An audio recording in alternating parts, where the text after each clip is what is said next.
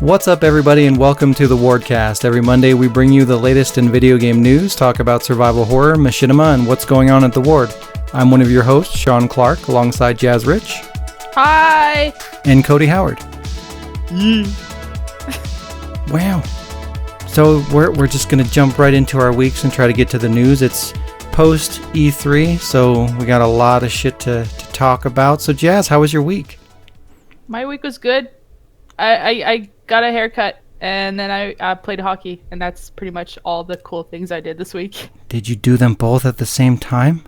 Yeah, it was really challenging. I bet. And duct tape thing to my buggy, and she followed me around. I put a razor inside of my helmet. Every time I moved, it took a little bit off. That's amazing.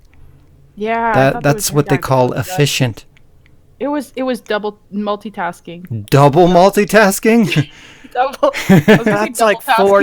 That's like four things. Oh my god, that's impressive. Also I tried a new game. I tried For Honor, and it wasn't what I thought it was going to be. So what did you think it was going to be? Yeah, that's what I want to know. I don't know. I thought a racing game. more adventure-y, but I'm still doing a tutorial, and it just seems like a turn-based fighting thing, but like a little bit more turn-based. Well, not turn-based, but like a little bit more of like, oh, he's about to hit you, so like it's rock paper scissors, but with multiple people on the field. Yeah. I heard it was kind of almost like a multiplayer fighting game almost. I mean, it kind of is. It's rock paper scissors combat. Like, there's 3 directions you can put your weapon, and depending on the direction, it'll counter what direction their weapon is pointing that they're gonna hit you. It's like 3 different stances, and one stance outdoes the other, and it's like a mental fighting game. Yeah. Are those directions up, more up, and upper? It's like up, left, right. Oh. Yeah. So I played 10 minutes of that, as I do with new games, and then I called it. Wow. And then we played Laser League. Laser League. And a little bit of Conan, but not much. And yeah. Nice. The rest will be for updates. Beautiful. Yeah. Cody, how was your week? E3-ish. That's all I really did this week was E3 stuff and some song mixing. Not for new songs on my end, though. It was for other work. It's for the business. Yeah, for the business. The business. Gotta make that money.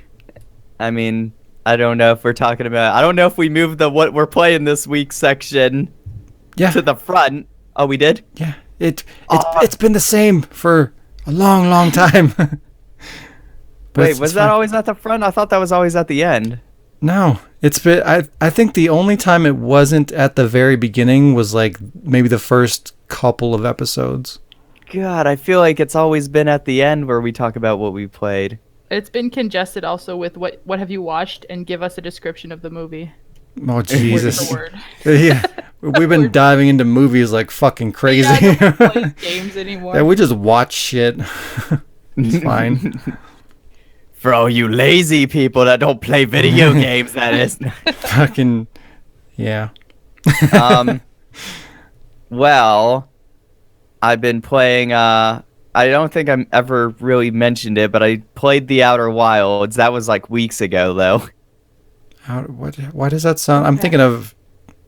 You're thinking of The Outer Wilds, or no, Worlds, that's the one, yeah.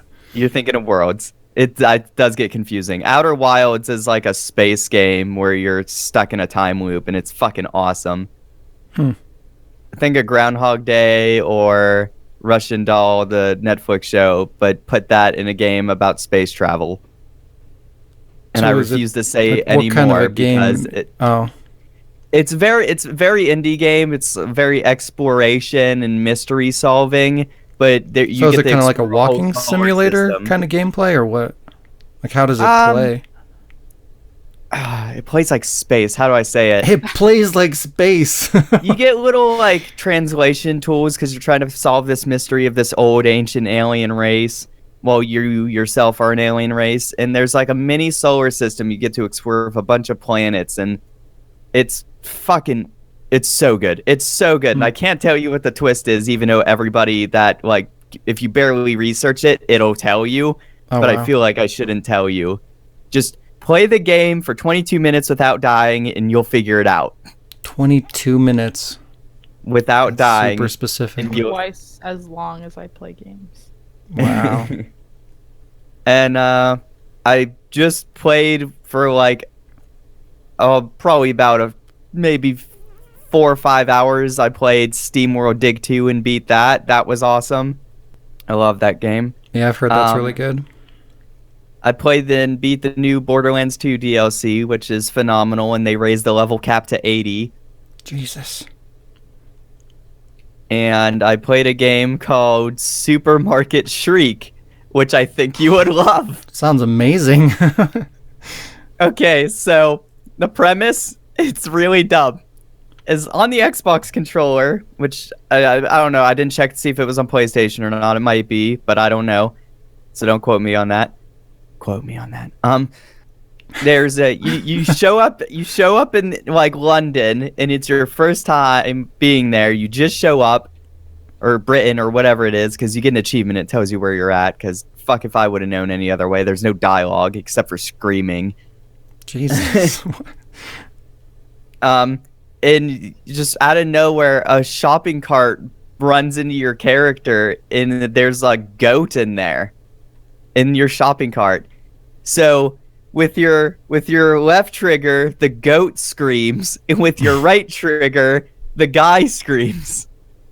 So you have to use the sound waves of your screams to like move yourself left, right, and forward. Forward is them screaming at the same time. I'm fucking ready. And you have to do obstacle courses and races and a whole bunch of shit in a shopping cart with you controlling a guy screaming and a goat screaming. I'm on board. But why Let's did they do have to this. scream? What does it do? It's echolocation. Pretty much. They just scream so like, and they scream like low to high depending on how like much you're pushing the trigger in. Oh my god. It's so good. How much is this game? I'm playing it off Xbox Game Pass, Damn it. but it's probably like It's called what? Supermarket Shriek. Okay. Right. I'm looking at it on the Xbox store right now. I'm just waiting for it to fucking load because it's being a piece of shit momentarily. Sounds intense. That sounds incredible. Game of the year. Pretty fucking funny.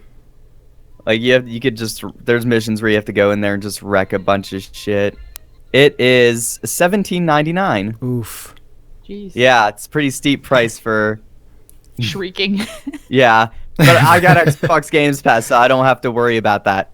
I didn't buy it. Same with SteamWorld Dig. I didn't have to buy that either. $17.99 to get your shriek on. To get your shriek on. Get your That girl's a shriek. You know what I'm saying?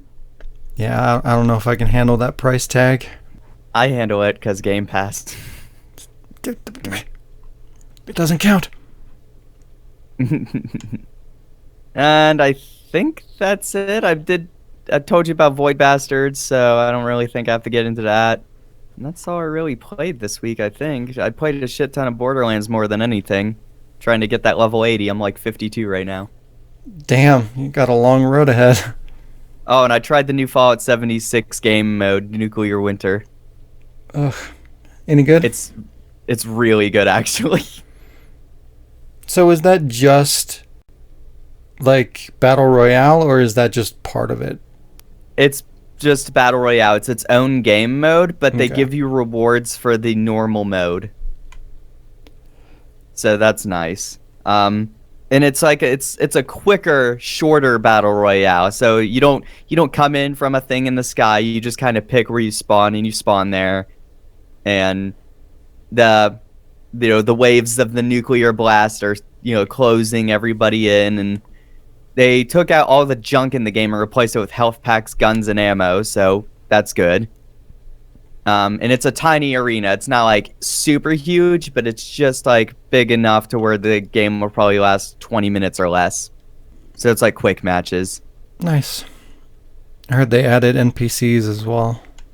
That update's not out yet, Oh. but they are adding it. Yeah. The newest update having is to add testing for NPCs. nuclear. Jesus. What the fuck? The world we live in. And I think that's it. I did play a little bit of Hollow Knight, but it couldn't grasp me. And it's sad because like Vania games are my favorites. Yeah, I heard that was really good. That's unfortunate. I'll have to try it again. I feel like I didn't give it enough gameplay to justify saying that, so I will fair. get back into it. What have you been playing, Shaun? Oh, well, thank you. Stuff. So yeah, my week was just a typical week. The only thing that really happened this week was I ordered Game of Thrones season 2 on Amazon because I'm missing seasons 2 and 3, so I ended up getting those because they were on sale. So I ordered season 2, and like there's 2 versions of that. There's one that's like a big box, it's like a collector's box. That's the version that I want and what was advertised.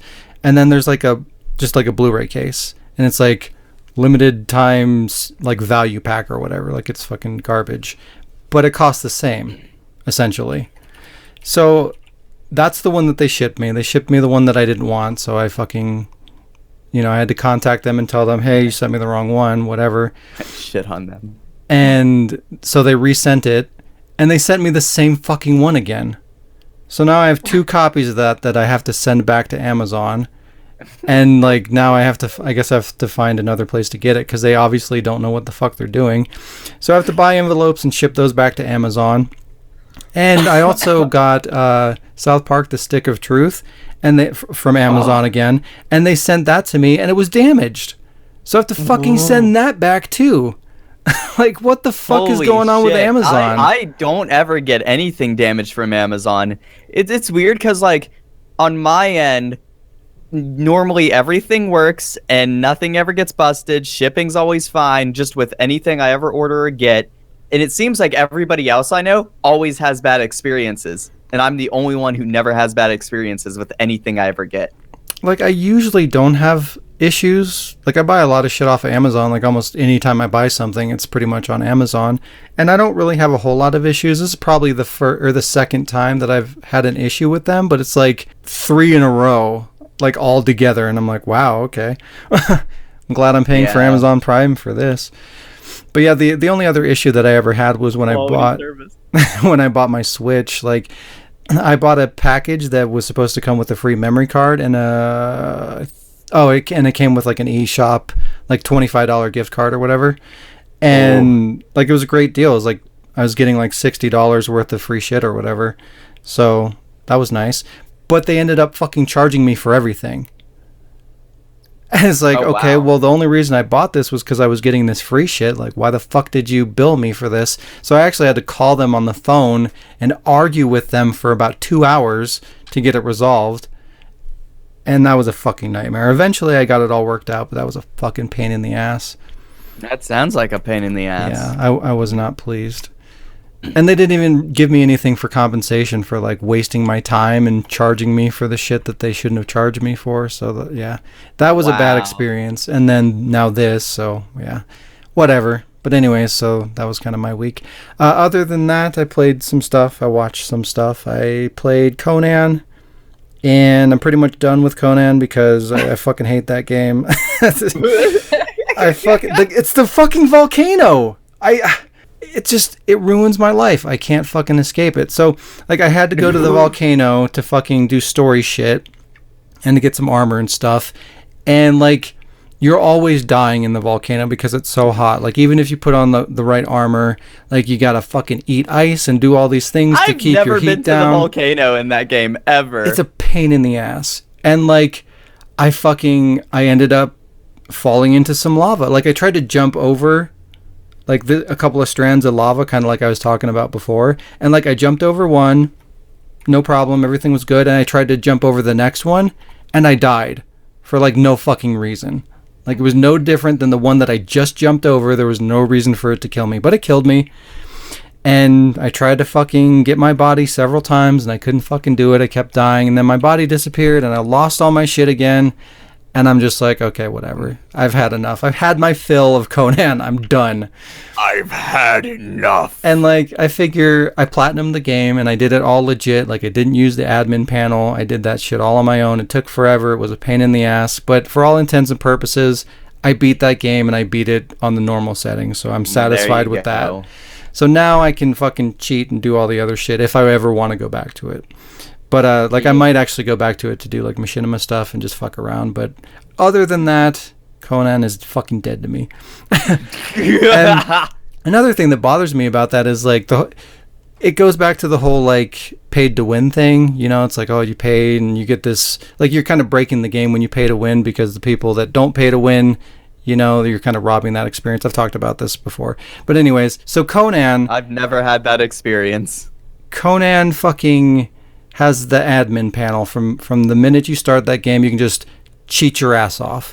You can mess with the game and be invincible and fly and spawn whatever you want and like all this shit. And like, that ruins the game because everybody does that, you know? You can platinum that game in 2 hours because you can just manipulate everything and do everything real quick. And that's what everybody does. The main point of the game, though, was to play it on servers, though. And not, you can't really do it on servers unless you're a server owner. Yeah, I mean, I guess, and that's what we tried to do initially, but we just had so many problems. Like the servers, we kept losing our fucking characters and shit like that. We had to start over, 3-4 times? And at that point, I was just like, okay, whatever, I'm doing the offline thing because I clearly can't do this on an online server because I keep losing my character. So I didn't really have a choice. But I wanted to do things legit. And, you know, I wanted to earn the fucking reward of beating the game and unlocking the trophies the way that you're supposed to do it. And like, that has no value when everybody else just goes into the admin panel and cheats their ass off and gets a fucking platinum trophy that took me weeks to get in 2 hours. You know, it breaks the game and it robs that reward from anybody that wants to earn that legitimately. I mean, it's fucking if you feel dumb. that way anyway, it does, but that's sounds like more of a personal thing than...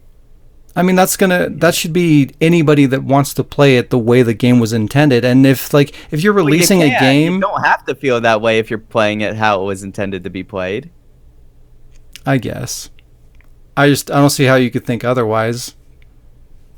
You know, it didn't bother me none. Well, whatever. But I don't like that. I feel like it takes away the achievement of doing something, you know, because people can just do it, they can cheese it, and it takes the value away from it, in my opinion.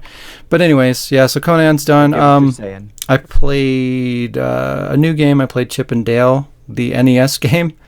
I played it on PS4 because I just opened it after 40 years. Oh boy! But yeah, I just they put trophy support on it, and it's still like the whole 8-bit graphics and everything like that. But that just an old school game that I wanted to kind of run through real quick. I beat that, and I played some more Laser League with Jazz. That game's pretty fun. And pew, pew, pew, pew. And we're finally getting better at that. Like, we can actually compete and win games now. It's a miracle. We went 2 out of 20. Yeah, we're pros. Against so AI. Good. MLG. Yeah. Other than that, I watched Repo Men, which is not Repo. It's not the musical one. It's weird because It's people that take away your furniture of the show.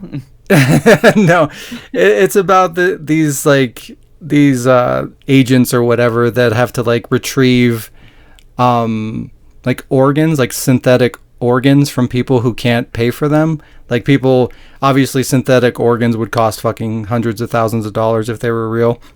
So like, people get these synthetic organs because they need to live, they need them to survive, but they can't afford it. So when people lapse on their payments, they send out these repo people that basically just fucking trank them and cut them open, and they pull out the parts and essentially kill the guy. Show, right? Yes. Yeah. Okay. Yes. I thought so, but I wanted to make sure.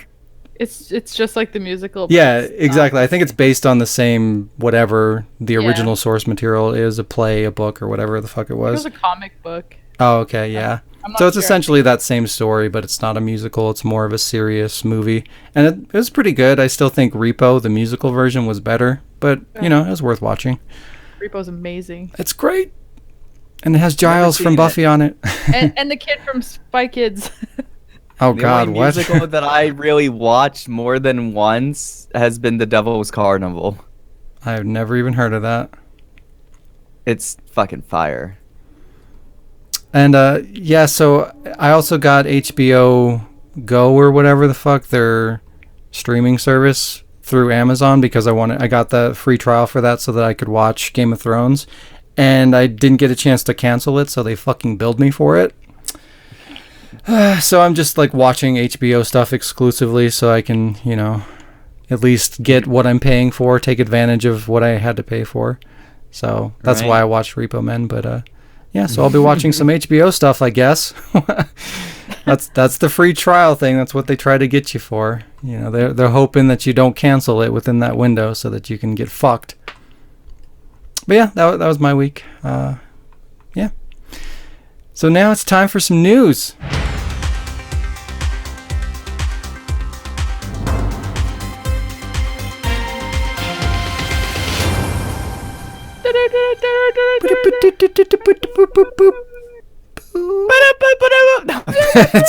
It's just purposely coming late. But yeah, like I said before, this is pretty much the first post E3 episode, so there is a shit ton of news. So strap the fuck in. A lot of this was kind of rushed together because A, I accidentally deleted my show notes right before the show, and B, because there's just so much news that we need to get through that we can't really dive deep into everything. So some of this will be just like quick little snippets of information or whatever, and if we don't have much to say about that, we'll move on.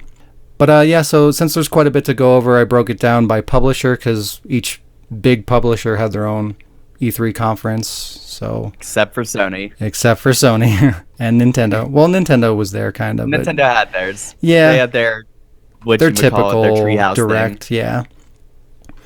But yeah, so first up, last week we mentioned Shinji Mikami of Resident Evil fame. He was rumored to be showing up at E3, and he did. He announced a new game called Ghostwire Tokyo that he revealed in the Bethesda conference via a incredibly realistic CG trailer. At times it looked photorealistic. Like when I first started watching it, like I thought it was just like live action. It looked fucking incredible. So hopefully the game resembles that on some level, but it probably won't. Not much on actual gameplay was revealed. They didn't really have much to say. I only listed down the games. Like, I have a lot of games that I was interested in, but I have like a little note thing here, and it's not much. It's like 4 things. I listed down the games that I was interested in and want to talk about, but only the ones that showed gameplay. Fuck those ones that don't show gameplay. Well, the only reason this is even coming up in conversation is because, well, 2 things. One, Shinji Mikami. I mean, I have to talk about it. He's a boss. He's my bae. So, I mean, that and the trailer, I mean, it actually looked pretty cool. I mean, it seemed interesting. It does. A lot of those trailers looked fantastic. Yeah, and it seemed kind of... Yeah, that one was like, ooh. Like they said specifically, it's not survival horror. They said it's like a new kind of action-adventure game, but like it does have supernatural elements, and it's Shinji Mikami, so just those things put together always has me intrigued. So I figured it was worth bringing up. But yeah, I mean, just CG trailer... It could look completely different, and it probably won't have anywhere near that level of graphics as shown in that trailer. But, you know, Probably something not. to keep an eye on, and hopefully it turns out to be good. Next thing, Doom Eternal got a gameplay trailer, and it looks like this actually might be a little bit more story-driven than the previous Doom title, just the way that they put together the trailer. Like, the first one didn't really have a whole lot of story, but this one might... It seems like it's actually going to have a little bit more depth in the story department. Right. The only way you were going to get story out of Doom 2016 is if you read the notes and with the voice the logs. tablets or whatever. Yeah. Yeah. And I mean, again, it's fucking Doom. Like, how much story is it going to have? Like, nobody goes into Doom expecting story. 2016 was pretty deep if you like listen to those audio logs. Yeah, and even on Doom's level, like that Doom probably had the most story that's ever been in a Doom title ever. And I'm not saying like, you know, fucking what the hell's with that last Doom game, it had no story. I'm just saying like this next Doom looks like it might actually have kind of an emphasis on the story, which is kind of interesting to see what they're going to do with that. And then this one's going to be taking place, like you're going to be on Earth, you're going to be in heaven, I guess, and you're also going to be in hell, which is another interesting thing because typically with Doom, you're on Mars and you go to hell, and that's kind of it. So to see like gameplay in different areas like heaven and on Earth and stuff like that's kind of a cool thing to see. And the combat fucking looks insane. It looks incredible. And if you played the first Doom, I mean, that game played amazing. So it seems like they're taking that to the next level as well and putting more depth into that too. So I'm really excited about this. And it was announced or it was revealed that it's going to be coming out on November 22nd. So it's not even that far away. So definitely something I'm going to be picking up. What about you, Cody? You excited about Doom? I am. I'm very excited about Doom. My highlight for Doom Eternal is going to heaven, so it looks like anyway. And I'm just like, holy shit, angels and stuff. And they're just like, in that story trailer, they're just like, it's our job. You stay out of this, human, blah, blah, blah. I was just like, And that's like, that kind of ruins my theory because I thought Doom Guy was actually an angel. Oh. Yeah, I hope they explain a little bit more like what the fuck Doom Guy is. Like, why is he whatever the fuck he is? So badass. Well, because like they put him to sleep or whatever, and then he just like wakes up when he's needed. It's like what? He woke up because they broke the sigil thing. Yeah, but like, why? What is he that he just like goes to sleep until somebody wakes him up, and then he just goes and fucking destroys everything, and then goes back to sleep? From what I could gather, he's just some fucking eternal, fucking immortal human being who just really hates demons. So he just he gets really mad when you wake him up. He killed them so hard that from what I could remember from years ago in the tablets and dialogue or whatever, that big ass skull when you first enter hell in 2016, he killed that. Yeah. And the only way that they stopped him, not even by their own legions of demons, but it was an accident. A building fell on him, like a skyscraper in hell fell on top of him, and they jumped on him the moment it fucking hit him, and that was the only way they got him in that coffin and fucking put him in there. Wow. He's the real demon. So he's been in there for God knows how long, and fucking they put him in there with a magic seal that if it's broken, the coffin will open and he'll just fuck everything up. And yeah, that's what happened. Jazz, do you give a shit about Doom? Doom! I have played it. In general, or did you play the last one? I had the BFG version, so I had like 1 and 2, and then the 3. But the 3, I used to back on the original Xbox. 3? I used to be able to play it online. 3 was good. Don't shit on 3. I'm not shitting on 3, but I'm just like, is 3 the last one you played? Yeah. Okay.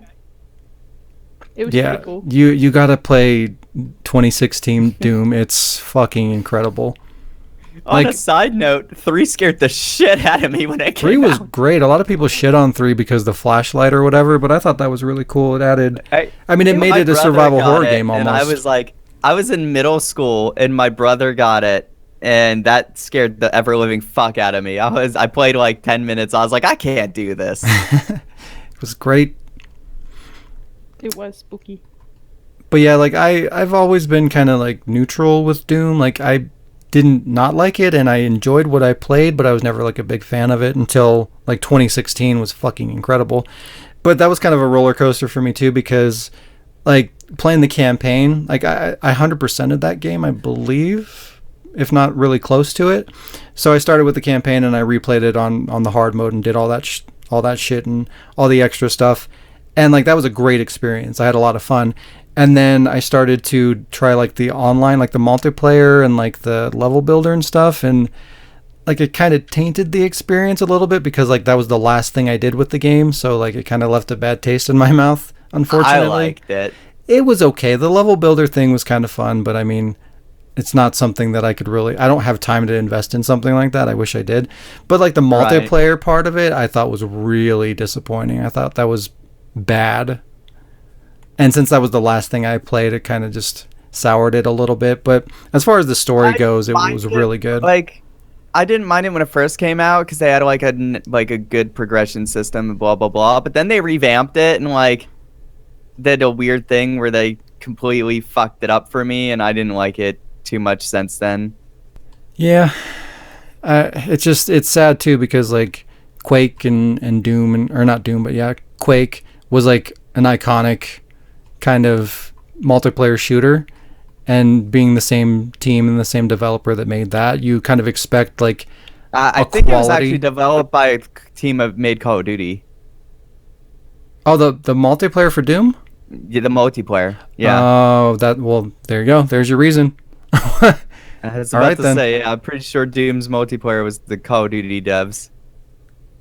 That's sad. That explains a lot. Yeah, Jazz, if you can find it for cheap, I mean, even if you, it's worth paying whatever it goes for. It probably goes for like $20. It's worth that. It's $20, and I just got a $20 PSN card. Oh, you should get it. It's so good. And we could play the terrible multiplayer together if you want. It includes all the DLC. Oh yeah, you should get it. Because they have a pack. Get hyped for Doom Eternal. They have a pack. It's Doom and Wolfenstein 2. That's $20? No, that one's $50. Oh, I was gonna say, fuck, buy that like immediately. No. Still, Doom for $20, definitely worth it, especially with all the DLC. It's pretty lengthy. Yeah, it's a long campaign. It's great. But yeah, we'll move on. So Bethesda. Did everyone here download the Handsome Collection, by the way, free on PlayStation Plus? Thank God. I did not. We'll play that later. I can though. I mean, I just bought the fucking thing on Xbox, so I figured, why am I downloading this? I gave it to you for free. God damn it. Oh well, I guess I can download it. We could all play it. So the next time you go to buy a game, just stop and go, it's gonna be free next week. Yeah. As soon as I buy it, like it fucking pings the developer, and they're like, "Oh, time to make it free." They're about to put like a huge, awesome fucking game for free or something, and then they're like, "Wait, no, this guy just bought this game. Scratch that. Let's fucking do cancel it." But yeah, Bethesda also stated that they are still at work on Starfield and Elder Scrolls 6, but they had nothing else to say or show. So a year later, there's no update, which is really disappointing. I mean, they kind of set us up to expect this because when they did talk about it last year, they were like, this shit is super far away. But I mean, a year later, you'd think they would show something, a fucking couple screenshots, a teaser. You know, you'd think they'd come up with something in a year. Tell us the concept of the story with, like, art, you know? Yeah, it doesn't have to be gameplay, but show us concept art and be like, you're this character. For what game? Starfield. Or Elder Scrolls 6, either one. Or Elder Scrolls 6. I think Starfield's been in development longer, so you'd think they would have something for that.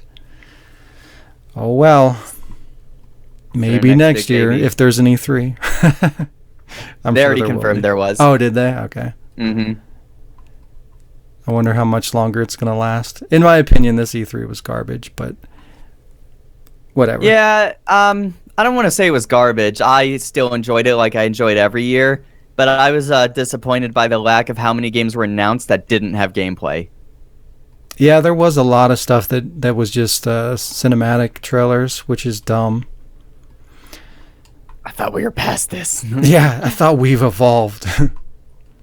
Apparently, we did not. So Bethesda also introduced a new software technology for, guess what? Streaming. Yay. Yeah, that part I kind of forgot about. I didn't give a shit. Yeah, it's fucking garbage. So I mean, I don't mind the streaming thing because I have good internet, and I get like people's gripes is the only thing holding streaming back is like the internet aspect for a lot of people. But like it doesn't bother me, but like Google Stadia, I'm like, cool, that's pretty neat. I'm, considering it, seeing as it's only $130, you know? Well, I mean, you don't even have to do that. You can just pay for the service if you don't want the controller in the box. Oh, really? Yeah. Ah, that makes it even better. Yeah, if you want to play it on your TV, you need a what is that? That fucking little. Dongle box. Yeah, I can't. It has a name, but I can't think of what the fuck the name is. But it's basically a little USB kind of thing that you plug in, so that you can use their service on your TV, basically, and it runs like $70. So like if you want to play it on your TV, you can buy that for $70. But if you want the controller as well, then you can do like the Founders Pack or whatever, that $130 thing. But if you don't need any of that, if you just want to play it on your PC. I'd probably not buy the Stadia. Yeah, if you want to just play it on your PC or whatever, you can just since they'll be running it, I don't have to worry about it. You can use your Xbox controller or your PlayStation controller or whatever, and then you can just pay for the service. Yeah, but once they were just like, I see Google Stadia kind of like, I know Google has a lot of stupid good high tech, and then Bethesda's kind of like our streaming service this, and I was like, no, I'm good. If I do anything, it'll be xCloud and Stadia.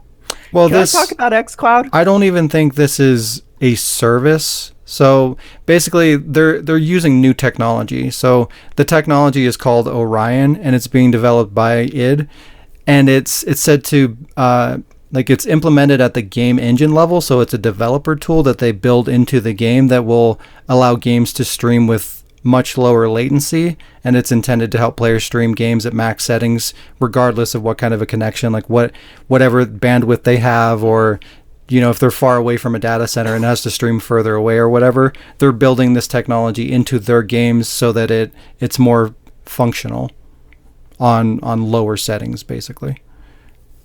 So it's not a service, it's a technology. Okay, that's fine. I don't mind that then. Then that actually, like, because the way they worded it, I was kind of like, I don't know. But now that you've described it better than I feel like they did, I'm like, I'm aboard. I'm okay with it. Yeah, I mean, it's a good thing for streaming, but you know how I feel about that.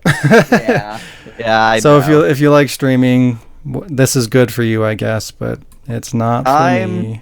Personally waiting for the xCloud in October because I didn't expect them to announce that you could turn your own Xbox into a server. That sounds amazing. I just don't understand why people need something like that. Like, do you really need to be able to play it on your PC and your smartphone and your TV and I mean, if they're in here different and there rooms and you don't want to like go to one room and you want to stay in the room, lazy though. I mean, come on. But you're listen. You're talking about video games and laziness. Oh wow, so gamers are all lazy? What? You're gonna be lazy in either room you're gonna be in. You're gonna be sitting down playing a fucking game. Well, yeah, but so this is an activity that it already involves you typically sitting down. Now you can be more lazy? Do we need that? Was it gonna be more lazy though? I was about to say. Oh god, I gotta get up and get a disc and put the disc in there, and I gotta move my console from room to room. God, I mean, come on, like, dude, it's getting to the point where like we're just enabling people to be more lazy. Is that really a good thing? I don't see here from my perspective. I don't see it as laziness so much as I've unwired and rewired my shit so many times that, like, in going to friends' houses and blah, blah, blah, that my HDMI cords are starting to shit out. So rather than spending money, just xCloud it. I guess. It saves, like, just, the risk of you moving your hardware to go from this room to that room to friend's house to blah, blah, blah. And, like, I get sick of packing up my fucking TV, my Xbox, whenever I go out somewhere, like a buddy's house, and game with them for a night. And I could just be like, oh, let me just get a, computer monitor or a shitty laptop that I know can't run anything or something. And I'll just go over his house, have my Xbox turned on here, use it as a server, and then just fucking play at his house from the computer from my Xbox. Sure. That's all the way at my house. Yeah, and like I'm not saying this has no uses, like, and you can play it on your phone and go for walks. For that purpose, sure, that makes sense. For somebody that does travel all the time for work or whatever, and they can just access it wherever, and that's like their only option, sure, great. Like, it has its uses, but it just the benefits to me just don't outweigh the cons. I don't see the cons besides your lazy aspect. But why? Have you never watched an episode of this podcast before? I've gone through it in depth multiple times, but it's, I don't know. Again, this will be appealing to people for various reasons, and it does have benefits. I just don't think it's worth what we lose in the future by enabling this kind of a thing and going into a streaming future. It doesn't make sense to me. But anyways, we're not going to dive into this. I was about to say, I don't think it's just strictly streaming. You can, just put your disc games in and play them somewhere else. Is what you could do that, And that's fine. That's great. But that's not where it ends. That's not all you're getting. It's have your games option. are going to be streaming, and that's all you have. Enjoy. I don't like that. It'll be great. But yeah, let's get the fuck away from this before it turns into a thing. Last thing for Bethesda. So still no apology from Todd Howard or Bethesda. Just lots of thank yous and We got well-deserved feedback. a few acknowledgments and jokes about fucking up, and that's kind of about it. They talked about some new Fallout 76 content, which you kind of talked about a little bit, Cody, that will be free to owners of the game. And is there anything else that you want to kind of go over as far as that content? Because I didn't really put any notes on it because I'm not on board with Fallout 76. I'm excited for the AIs to come back because I honestly missed bandits, to be fair. Here's the thing. When people bitched about the whole no AIs thing, if you cut out the dialogue trees for me, honestly, I didn't give a shit because I just found it as a faster way to get to your quest by just listening to a thing and not have to stand there for 20 minutes talking to fucking Preston Garvey about which town you need to go to next. I was just like, okay, I could skip all that annoying shit and just get straight to the mission. But the downside for me was I really fucking missed the bandits and the raiders and their, surprise attacks. And I do agree that it did kind of make the game feel a bit more empty, but I am super fucking excited to have all this shit back and have a new campaign that they're adding in with pros and cons of your choices and blah blah blah. And oh my god, it's really exciting. And I played the nuclear winter mode, and I told you about that before we started, and that's actually really good. It's not really buggy at all. I think the only bug was the map. You have to press A few times to move your marker, and that's about it. That's the only bug I found. So it's a working mode. Progress. It's in beta testing. Yeah. It's that's the only bug in that mode, and it's beta testing this week, and I think on the 17th they're taking it away and they'll bring it back later with all their bug fixes. And that'll be a permanent mode, I believe. And that'll give you rewards for your, I was going to say single player campaign, but your multiplayer campaign. Because they can't have that. But yeah, the AI's coming back is really exciting for me. The new Battle Royale mode is really fucking good. It's quick, 20 minutes or less. Like I said, small area, so you don't have to go too crazy. And yeah, you don't have to scavenge for 15 straight minutes for guns. You can usually find a gun in the second loot thing you find. And it's cool because you can nuke the map if you find 4 nuke codes in a briefcase. I forgot about that.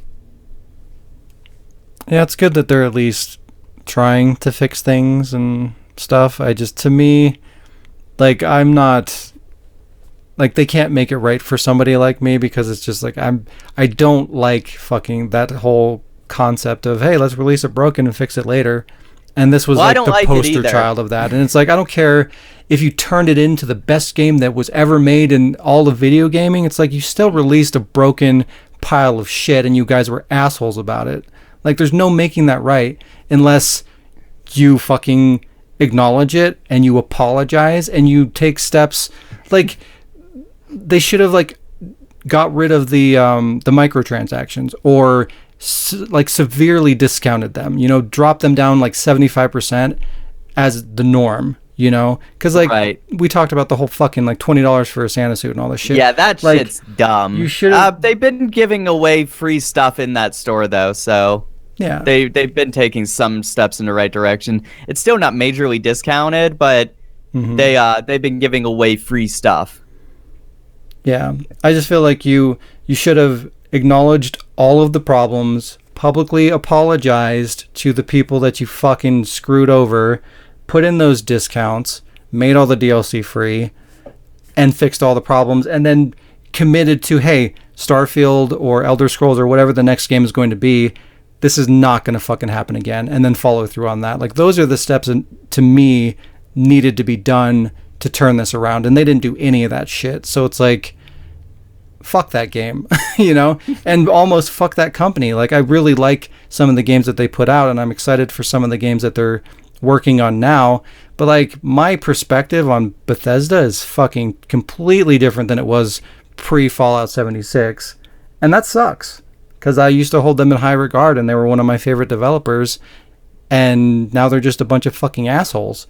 I don't know. Like, to me, I'm just like, I agree with you to a degree. Like, yes, they shouldn't have launched a broken game, but I also, like, I'm kind of sitting here thinking to myself, like, yeah, but I do like what the game's becoming now. Sure.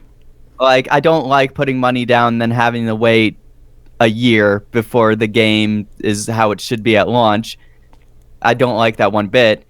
But it's like, but I did it, and that sucks, and it is terrible, and fuck them for that. But since I own it, I might as well enjoy what I have now, what they've made it. And I'm like, yeah, it sucks, but if I said fuck that, then it would just be a waste of money. Yeah, that's fair. It sucks because it sucks a lot. It feeds into the problem, you know, like, you should be able to play the game that you bought and enjoy it. You spent your money, you should do that. But that's also saying something. You know, it's like during the press conference, they acknowledge, oh, well, all these people are playing, and it's, you know, we have X amount of players that are playing and supporting and doing this, and it's like you're factoring into that number, because a lot of people probably feel that way, like, oh, well, I spent money on this game, I should play it, and then they're looking at that like, oh, look at all these people playing and enjoying our game. You know, it kind of feeds into the problem a little bit, but why wouldn't you play the game that you paid for? You know, that's kind of, it's just a fucked up situation. Yeah, I just hate the fact that, like, I bought it and it was like, I did play it a fuck ton at launch, but like, I did take like a break for like nearly a year, and then I'm just like, okay, now I'm back, and holy shit, look at all this stuff they added. Good on them for supporting it and not giving up on it immediately. Then it would have been the truest waste of money. You know, at least they're still working on it, and, you know, thanking people for sticking around and making the DLC free. Like, they're doing some good things. I just don't think, I think it's too little too late. You know, there's no reason. I mean, maybe for you. There's no for reason. me, it's never too late.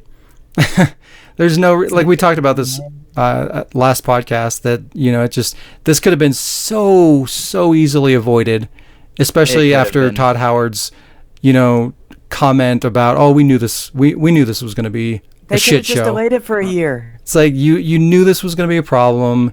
You could have easily avoided this entire fucking mess, and you chose not to. And that's, to me, that's a fucking problem. Mm-hmm. But anyways, let's get into Nintendo. Yay. You know, I feel like I'm not a big Nintendo fan. Like, I feel like I used to be more so in the past. And I like Zelda and Mario and stuff like that. But like, I have a Switch, and I haven't bought Zelda, and I haven't bought Mario, and I'm just like, I want those games, but I'm not like, I don't feel like I need those. And that's kind of sad. Because those used to be like, Brothers. I actually do have Smash. Good. But I need a Switch. But it's just like, it's sad, because Nintendo used to be like one of the big dogs, and like, those would be, Nintendo games would be the ones that I'm really excited about coming out, and I just don't find me motivated to get into those games anymore, which is kind of sad. But anyway, so the sequel to Legend of Zelda Breath of the Wild was announced via a cinematic trailer again. Not much more was revealed on that, but they did show off a decent amount of gameplay for the Link's Awakening remake, which looks pretty good. I think that was on the Game Boy Color originally. I think Nintendo is the only one I actually skipped out on. Oh, okay. Yeah, seems like everybody's kind of blah about Nintendo, even though it's selling fucking crazy. I was thinking about watching it, but I had to take my daughter to a dentist appointment that exact morning when they were doing it, so couldn't watch it either way. Yeah, I mean, there's some good stuff in here, but again, I'm just kind of blah about it. I'm just kind of neutral for whatever reason. But I mean, Breath of the Wild, the original and this sequel, they both look good. Link's Awakening remake, that looks really good, and especially because it's like old school style, like kind of like the Super Nintendo one. Is that a Link Between? Link to the Past, yeah. Like it's that kind of perspective. Link Between Worlds was the 3DS one. Okay, yeah. But yeah, it's like that one where it's top down and it's got that gameplay and stuff like that. So I'm excited to play a new Legend of Zelda game with that gameplay mechanic, because it's been a long time and with better graphics and stuff. So that might be something I end up picking up. But again, I'm not like, oh fuck, I can't wait for this shit, which is kind of disappointing. I have a skewed view of Nintendo that I doubt anybody ever on Earth agrees with me, but it's just me. Yeah, I mean, I guess it's the same for me. Like, again, I like Nintendo, but I can't. I'm not excited for their stuff. Yeah, I could say why, but then like everybody ever would hate me.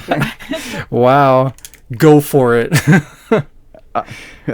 Everybody knows Nintendo's only still around because they saved the gaming industry, and even though they are one of the shittiest console makers ever in our existence, as of today, they only get fucking people around because what they've done in the past, not what they've done in the future.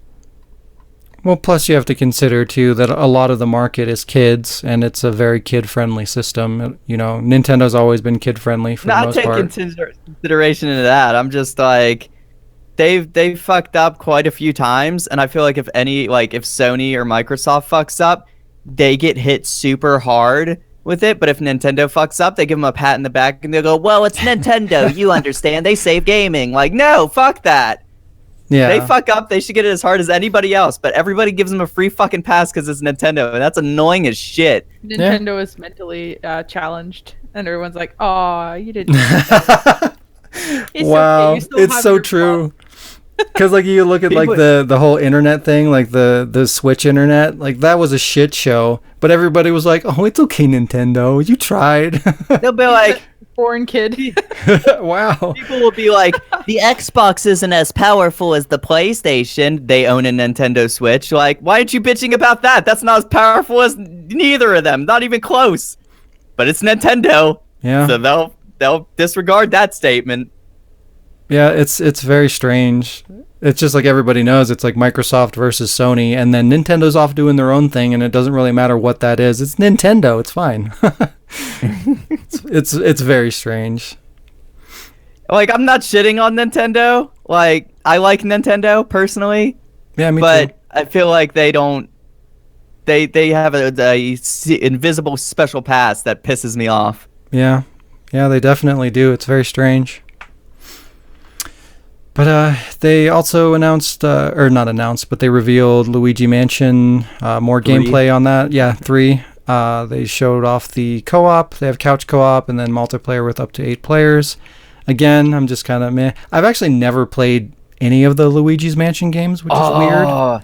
I never played the second one because my DS, every time I get one, I've had 5 of them stolen. That was only 3DS, right? The second one? I believe so. But... yeah, fucking first one, phenomenal. Love that game. Yeah, see, even back then, I guess, I like Nintendo. I had a GameCube. I like Mario games, and I heard it was good, but I guess I just didn't have the drive to get it. Again, the only reason I bought my GameCube, it wasn't for Mario games or for Nintendo games. It was because that's where Resident Evil went. That's what got me to buy that system. And, since I had one, I played those games and I enjoyed them. But I've never felt like I need to get a Nintendo system because of Nintendo games.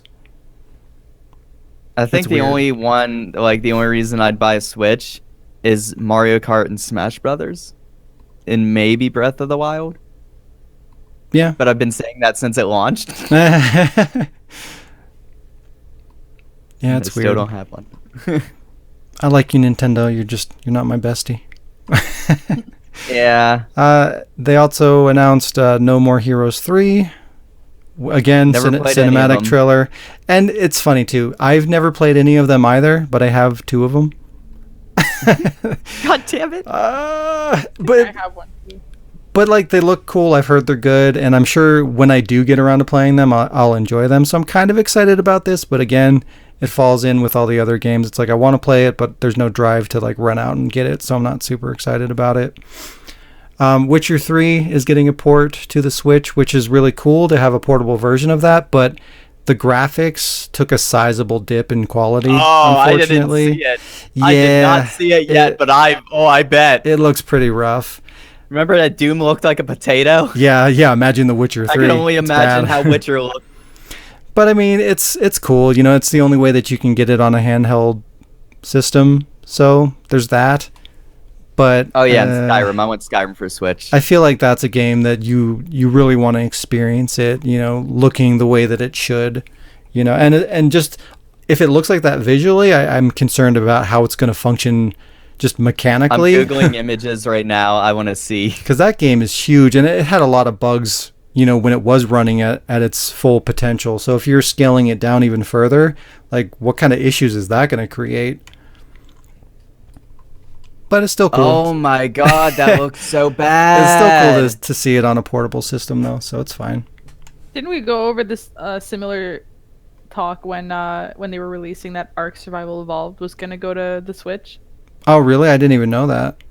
Yeah. Does that they look were like garbage, too?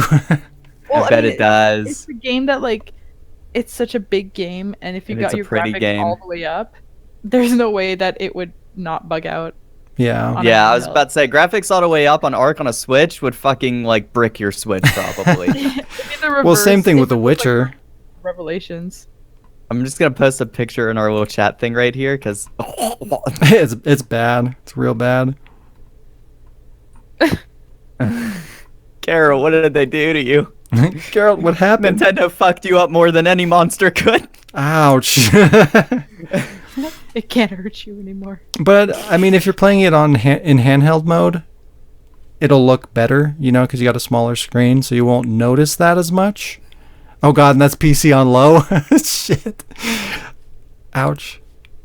Yeah. But yeah, I mean, still, it's nice to have it than not have it portable. But it just, I feel like you shouldn't play that version unless you've already played it, you know, on max settings or on like Xbox or PlayStation. Because then I feel like that's just lead into disappointment. I don't think so, because like you already know what to expect and you've already experienced it the way that it was guess intended. So like you know what it should look like, and then you can just experience like a lower settings version on the go. You know, it's like a companion game. I guess so, yeah. I think that game I should agree not with come you. out as $60. I feel like that should be a $40 game, but it's not going to be. Speaking of CD Projekt Red, Yeah, it's coming up. It's coming up. Resident Evil 5 and 6 got announced for Switch as well. Most likely all digital, so fuck off. A new Contra finally got announced after 1 billion years of nothing, so that's really cool. Finally getting and it's ugly as fuck. Yeah, I mean, but it's Contra. Like, what were you expecting? You know, Contra's never been like, oh my god, look at these graphics in Contra. I don't even say it's the graphics necessarily. It's the tone of its graphics. You get what I mean? Like, yeah, it kind of. but that's Contra was Contra. goofy, but I it feel kind like of took itself a bit serious. Like it was cheesy serious. This is like, this looks like it's like, I don't know. I think it's in line with what all the other 3D Contras have looked like. So I think it's it's staying true to the tone that they've had in the past. This is coming from somebody that's played and enjoyed Crackdown 3. That game does not appeal to me. It looks not good. And I play Crackdown. I get what you're saying. I just feel like that's just kind of how, like, for new people that never experienced Contra, I feel like that's going to be the vibe. But for people that have followed Contra and have been playing it, you know, since the NES or even like the PlayStation 1, like the old, like more retro games, like I feel like this falls in line with pretty much what you would expect. I'll play it if it comes out on Game Pass. I won't buy Isn't it it? I personally. think it's only Switch. I could be wrong. No, I don't. Hold on. Let me. I I heard something, and I may misconstrue it. I heard something about it coming out with the Contra collection or something. But no, you keep on with the news. I'll Google stuff. Okay, yeah. So yeah, on to Microsoft. Yay! A new Minecraft game was announced. Everybody. Listen, I'm actually really hyped for that Minecraft You son of a game. bitch. It looks so fun because I'm a Diablo fan. I'm a Torchlight fan. I am too, but okay. Let me blow through this real quick and then we'll talk about it. But yeah, so it's titled Minecraft Dungeons. This is a top-down Diablo clone or dungeon crawler if you prefer, and was revealed to a completely silent crowd. Nobody gave a shit. And to me, I feel like that's rightfully so, because we have plenty of these games coming out. Like games like Divinity 2 that did it perfectly, and obviously Diablo that's been around, Diablo 3. Well, I would say Divinity 2 is a dungeon crawler. That's top-down RPG. Like they're both dungeon crawlers. So that's dungeon crawler is a gameplay Diablo, style. Like, and they're completely different. Besides camera angle. Well, dungeon crawlers aren't just like, just dungeon crawling. Like it's just like that top-down perspective and like that top-down role-playing game kind of gameplay. Like that's what a dungeon crawler is, and that's what this Minecraft game is, and that's what Divinity is. Like they're all part of the same genre. I feel like Divinity is like half dungeon crawler, half super crazy dialogue RPG D&D thing.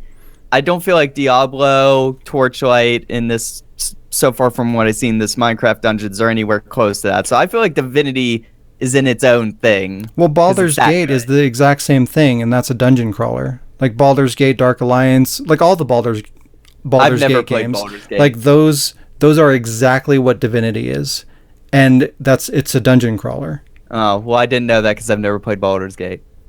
Yeah, I mean, some of those games are more open-ended than others. Some of them are just like dungeon, town, dungeon, town, and then some of those are just wide open and you can explore the world. So they feel kind of different, but they're still all the same genre. They're still all dungeon crawlers. Despite silent crowd, because I didn't notice that, honestly. It was super awkward. I was so busy thinking about the game that I didn't listen, so I didn't pay attention. I kind of missed that. But other than that, personally, because you said you like Diablo and Torchlight, blah blah blah, what do you think of it? Like, with that being in the realm of those, because like seeing all those zombies on screen and seeing how cool that was, like to me, I'm just like, I'd play that. It's just like those, except Minecraft. So for me, here's the thing. Okay, if I played that, I would probably enjoy it. But like with so many dungeon crawlers out there that have a theme that's more appealing to me, it feels like there's not really a reason to buy it. Like if it was a game that I could pick up for super cheap, maybe I would try it out and probably enjoy it. But there's not a need for this. If you like that kind of game, there's just so many better offerings for that kind of an experience, in my opinion. I don't know. It's like Minecraft. I'm picky is Minecraft. When it comes to my dungeon crawlers. When I think Minecraft, I don't think first-person shooter. I don't think dungeon crawler. I think Minecraft. Give me Minecraft. When I think Minecraft is anything, and that's because like you can make it anything. But that's base Minecraft. Minecraft Dungeons, yeah, that's just a dungeon game, but it looks fun to me. It just looks like something I'd play. I don't know. It might be something I give a chance if I can find it for cheap. But Called opinion, Sean. Fucking Minecraft is ugly. You know what I mean? It is. So like, why would you go on the Switch? Easy. Why would you want to take that into something else? Why would you take an ugly ass design and put it into something where you have like fucking Diablo or a version of that looks pretty? The lighting and stuff look good. It's the not on fine, the Minecraft engine. But I don't want my character to look like a blocky piece of shit. I don't mind it. Oh look, I have this new armor that's like a different shade of blocky brown. Yay. You described exactly Minecraft. So how can you like Minecraft and not like this? Well, like I like the gameplay of Minecraft. And because that's what for me- Minecraft is, and there's not really anything else that's really like it. It's its own kind of thing. Right. But like, it's not about the graphics. And though. I It's already- about the gameplay. But it's not, because you have that gameplay with better offerings. So another thing about Minecraft is I don't give a shit about what my character looks like in Minecraft. One, I don't see them because it's first person mostly. I don't give a shit about And- my character looks like a Diablo. And like all the as long as I I have do. better statistics. So here's the thing. On a dungeon crawler, they're loot grinds. Like a big piece of that game is grinding out new armor and weapons and decking out your character and new shit. So like when everything that you're working to get, like all the new armor and stuff that you're getting, looks like garbage and you don't care about what it looks like, that kind of diminishes that whole gameplay dynamic, which is a core of the game, is getting that armor. But you don't care maybe what it for looks you. like. Well, no, I- it's a loot grind. That's not me. That's part of the game. That's a big piece of what that game Well, you is. said when you don't care what it looks like, then it diminishes that. But it doesn't diminish that for me because I don't give a shit what my character looks like in Diablo. As long as the arrows are more green than red and it gives me better stats and buffs, then I'm wearing it.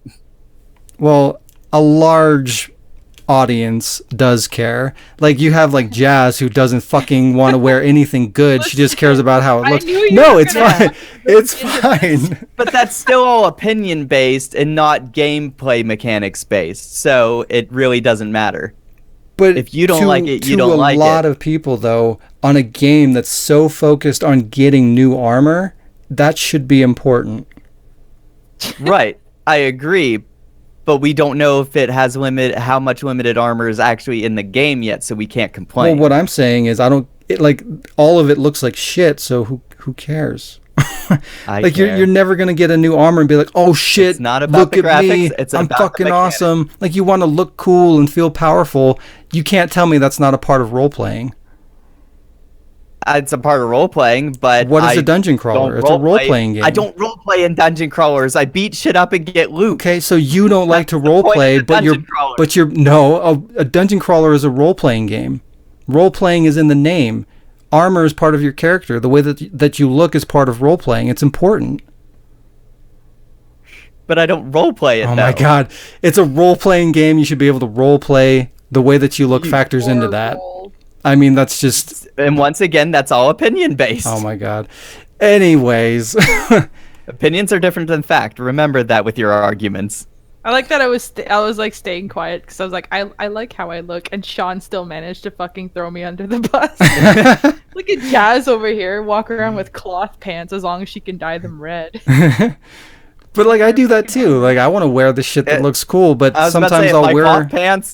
My cloth pants are ugly, but if they give me more stats, if they're fucking buffed, then I'm gonna wear cloth pants. Yeah, it's the same for No, me, but I'll keep the shit that looks cool so I can wear it and look cool. Yeah, me and Shaun, when we play Conan, Shaun comes up to me and he's like, here, I fucking grinded the shit to make you this armor, and he gives me like a full set of super strong armor, and I put it on and I'm like, oh, it's a skirt, I'm not wearing this. Shaun's just like, wow. I'd wear it if it gave me better stats. I would freeze to death before I wore the skirt. I was so upset. Yeah, like you were upset because you had to wear that shit to not die when we went I on know, an you were like, adventure, "Yeah, and let's you go." I was like- still fucking rebelled. I was like, I guess I gotta wear this. Let's go. I'm just gonna chalk this up to another case of Shaun hates everything, unless it's within his specific taste. How so? I Because it's about the gameplay, not the look. But what I'm saying is there's 1,000 other experiences that play the exact same way. Why play that one when I don't like the way it looks? What's the benefit? One, I'm a fan of Minecraft, and two, I'm a fan of dungeon crawlers. Therefore, it's a game I'm for a me. fan of, yeah, but for me, like, I'm not just shitting on it because it's not in my wheelhouse. There's no reason for me to play it. Like, I like Minecraft for the way that it plays. Does this new Minecraft play like that? No. Do I like the way that it looks? No. I like that gameplay style, but I can get that from a game that looks more appealing to my tastes. So, like, what's the benefit of playing that? let's put it this way: if it was ever free to play for PlayStation, I would get download to it. Play with people. Yeah. I already It's said. I'll buy it. It's the kind of game like I think like Cody said, it's the kind of game that you can have fun playing with your friends, but like Sure. you wouldn't go out and buy it because like you're like, nah, I don't like how it looks. I don't want this unless it's just for the fun of it, right? Yeah, and I even said that, like, if I could get it for cheap, I'd buy it. 100%. Because I like that kind of gameplay. I'll buy it at whatever it comes out, as long as it's not $60. It's going to be. I'll buy it. I feel like it's not. I don't know. And to me, like, I feel like you have like the way wrong opinion of me as far as like my perspectives and shit. I'm willing to give almost anything a fucking option. Like, you should see my game collection. There's some weird and fucking dumb shit in there, to be completely honest. Like, I'm willing to play anything, as you know, if it's fun, if it plays well, whatever, I'll give it a chance. But things to me have value. Like, am I gonna, like, Minecraft again? If I can get it for cheap, probably like maybe 15, maybe $20, I would think about it. I feel I'm like not paying anything beyond that. Maybe 30 at most. But like even 30, I couldn't do that. Like $20 would be pushing it for me. And I promise you, this is going to be a $40 to $60 game. If it's 40 or 60, fuck that, to be honest. But like, the screenshot I just posted in the chat below, tell me that does not look like it's going to be fun to run into and destroy. No, it seems like it'd be fine.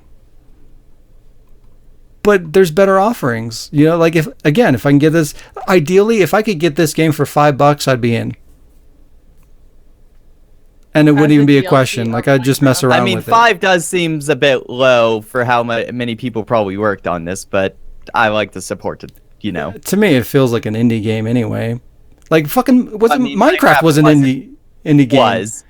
So like what? And this looks the fucking same. And that was sold at like $30. And it wasn't worth that to me either. Damn. But yeah, speaking of other offerings, though, did you see that it wasn't like at E3, but it was during E3 week they announced it? Baldur's Gate. Torchlight 2 is coming to console. I did not see that. I never played Torchlight. I heard it was good. Torchlight 2 is fantastic. Torchlight 1 is all right, but Torchlight 2 is like Diablo 3 big, maybe bigger. That's cool. I had a friend who bought me that on Steam, and when I finally sat down to play it, I was like, where the fuck has this been all the time? Where has this been all my life? I know, so I'm actually pretty happy. I have Torchlight 2 on Steam. I fucking love that game to death. It was like the same amount of fun you can put in like hours, kind of like Diablo and Gauntlet, and like just sit there for hours, just fucking going at it. It's like, yeah, which is why I tried to get Sean to get Path of Exiles, because I'm like, I downloaded it. Yeah, we're gonna have to play it because it's like, it's fun. It's hours of just getting lost in another world or something. You know, I think I actually might have one of those Torchlight games on 360. It's Torchlight 1 is on 360. Yeah, I might have actually picked that up. I own it too. Like I had, there on my Xbox, I have so much shit that like just popped up and it was on sale, and I'm like, oh, this is a game that, you know, I wanted to try out, but I wasn't willing to spend full price on, mainly because that was Bastion for me. Mainly because, you know, it's fucking digital, but also because it's just a game that I knew that I wasn't going to value beyond a certain point. And sometimes you get surprised, you know. Yeah, sometimes that was Bastion for me. I bought Bastion for like $3, and I didn't pay like the 20 it came out on, or the 15 or whatever it was, because that game honestly is only like a few hours long. Yeah. And there's games like the Risen games that are like open world RPGs, and they're janky and they're kind of shitty in their own right, but like I had a shit ton of fun with them.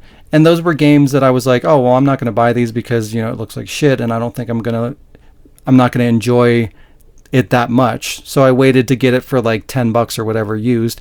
And I got a couple of them that way.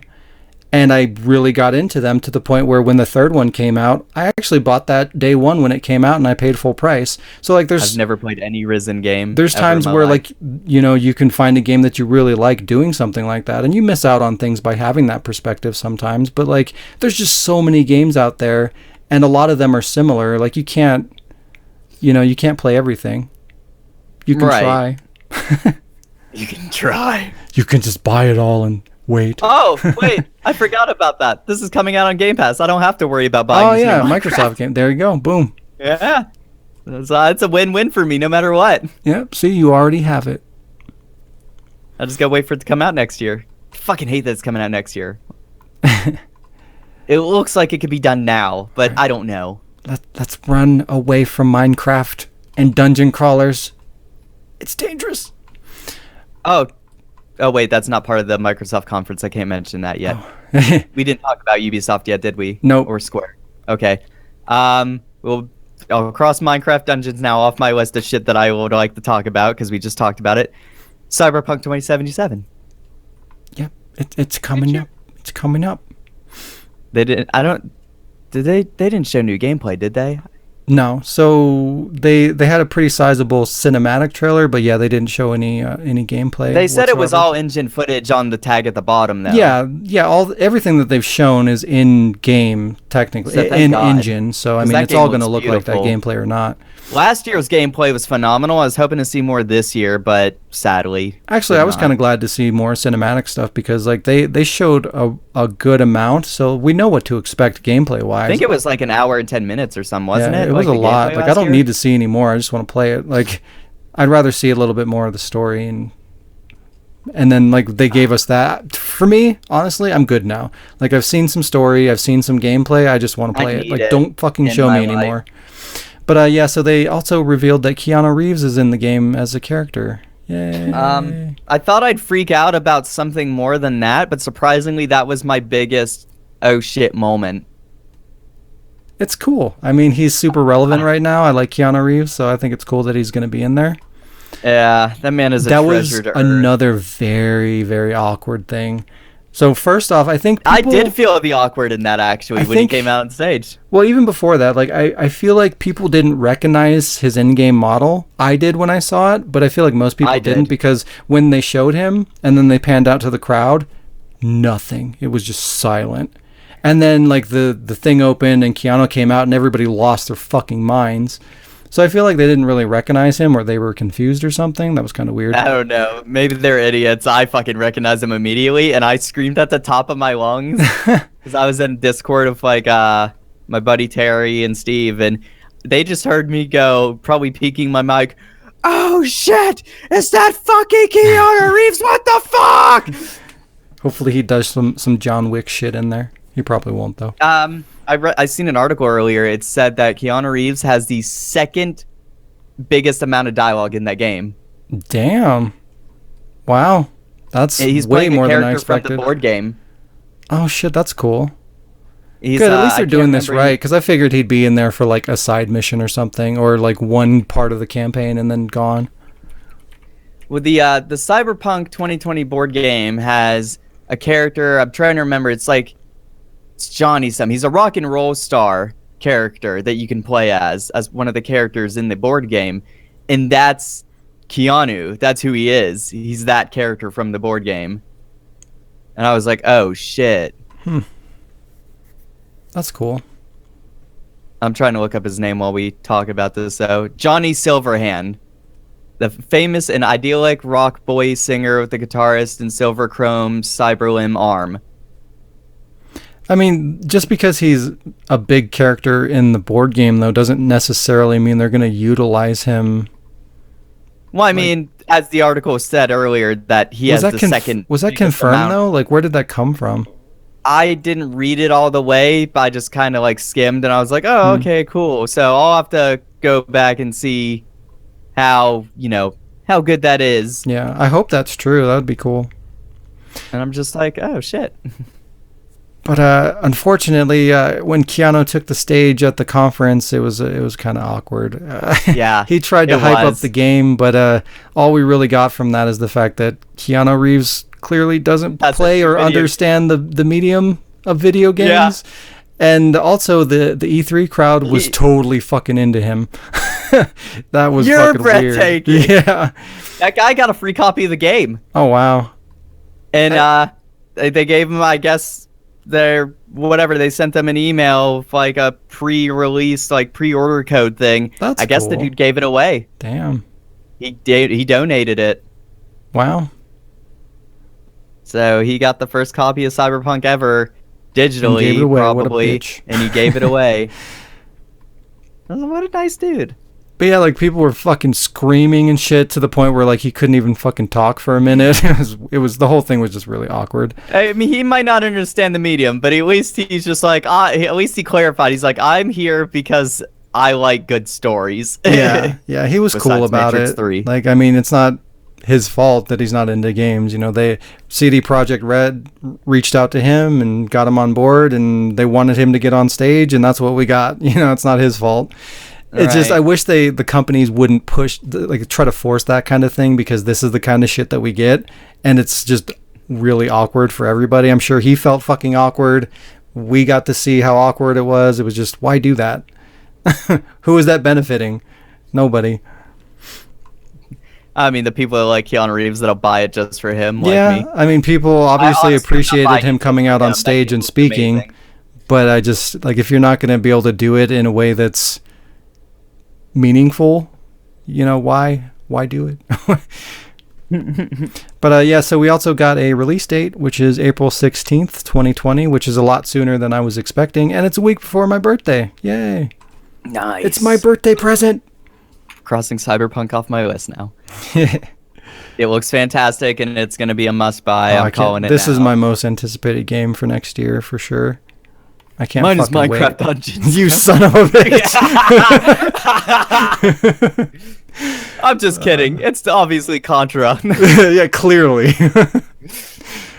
Don't you mean Blair Witch? What? I fucking... God damn it! I was just like, is this a new Outlast? What is this? Exactly, right? Speaking of random ass games that nobody fucking asked for, a new Blair Witch game was revealed. That I don't know what to think about that. If the gameplay's good, I'll be on board, but they didn't show gameplay. Yeah, I mean, they just confused me. Yeah, it's a horror game, so like if it's good, I'm obviously on board, but what, like, who, why?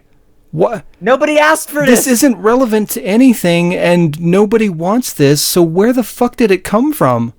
It's on pre-order for $30, and I'm just like, yeah, I don't give a shit. It's so random. But yeah, that's a thing. That's coming up. I was waiting for it to zoom out in like the forest, say like Outlast 3. Oh yeah, me too, 100%. And then I feel like they did that on purpose. And I said, what? I feel like just the theme, the way that it was shot, putting the camcorder in there, like everything about that was just screaming Outlast. They had to know what they were doing. But yeah, that's a thing. Yeah. But then again, like in hindsight, everything in there is very much Blair Witch. Like the camcorder is very Blair Witch. And I was just like, but it's so not relevant that you go to Outlast. That's the thing. Yeah, like why?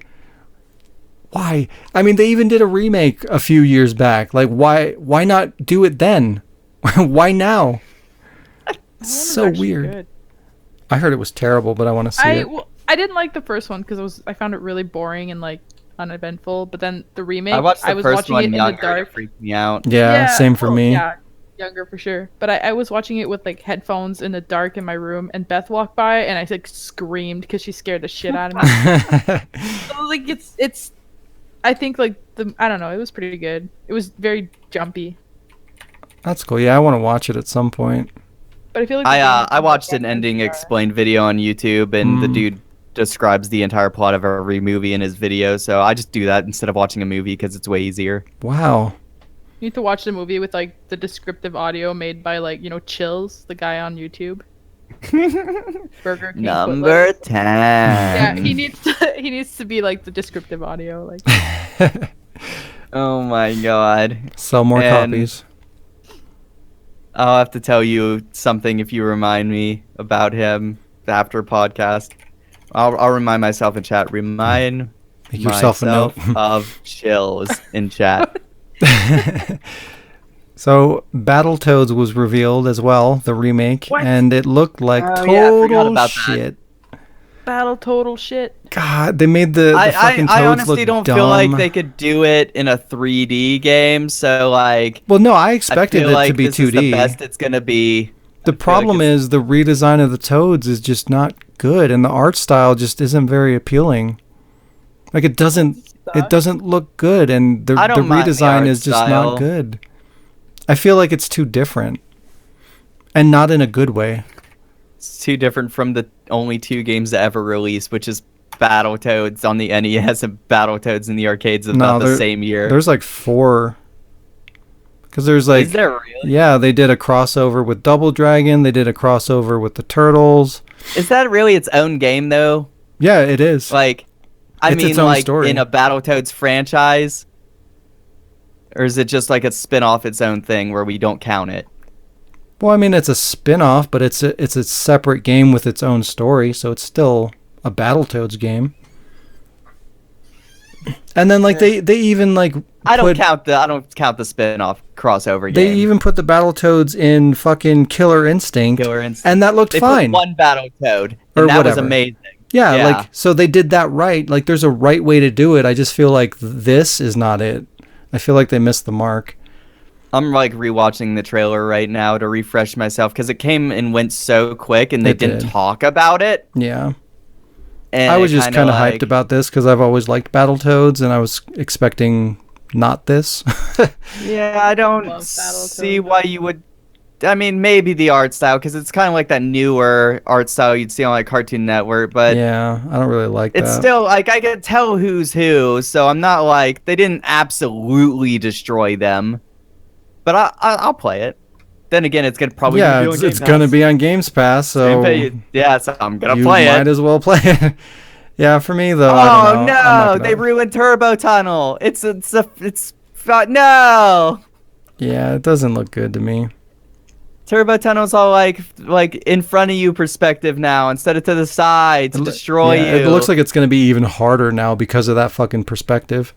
I don't know. I felt like it was harder on the other one, but I feel like it's gonna be so easy now. Yeah, it's on Game Pass. Yep.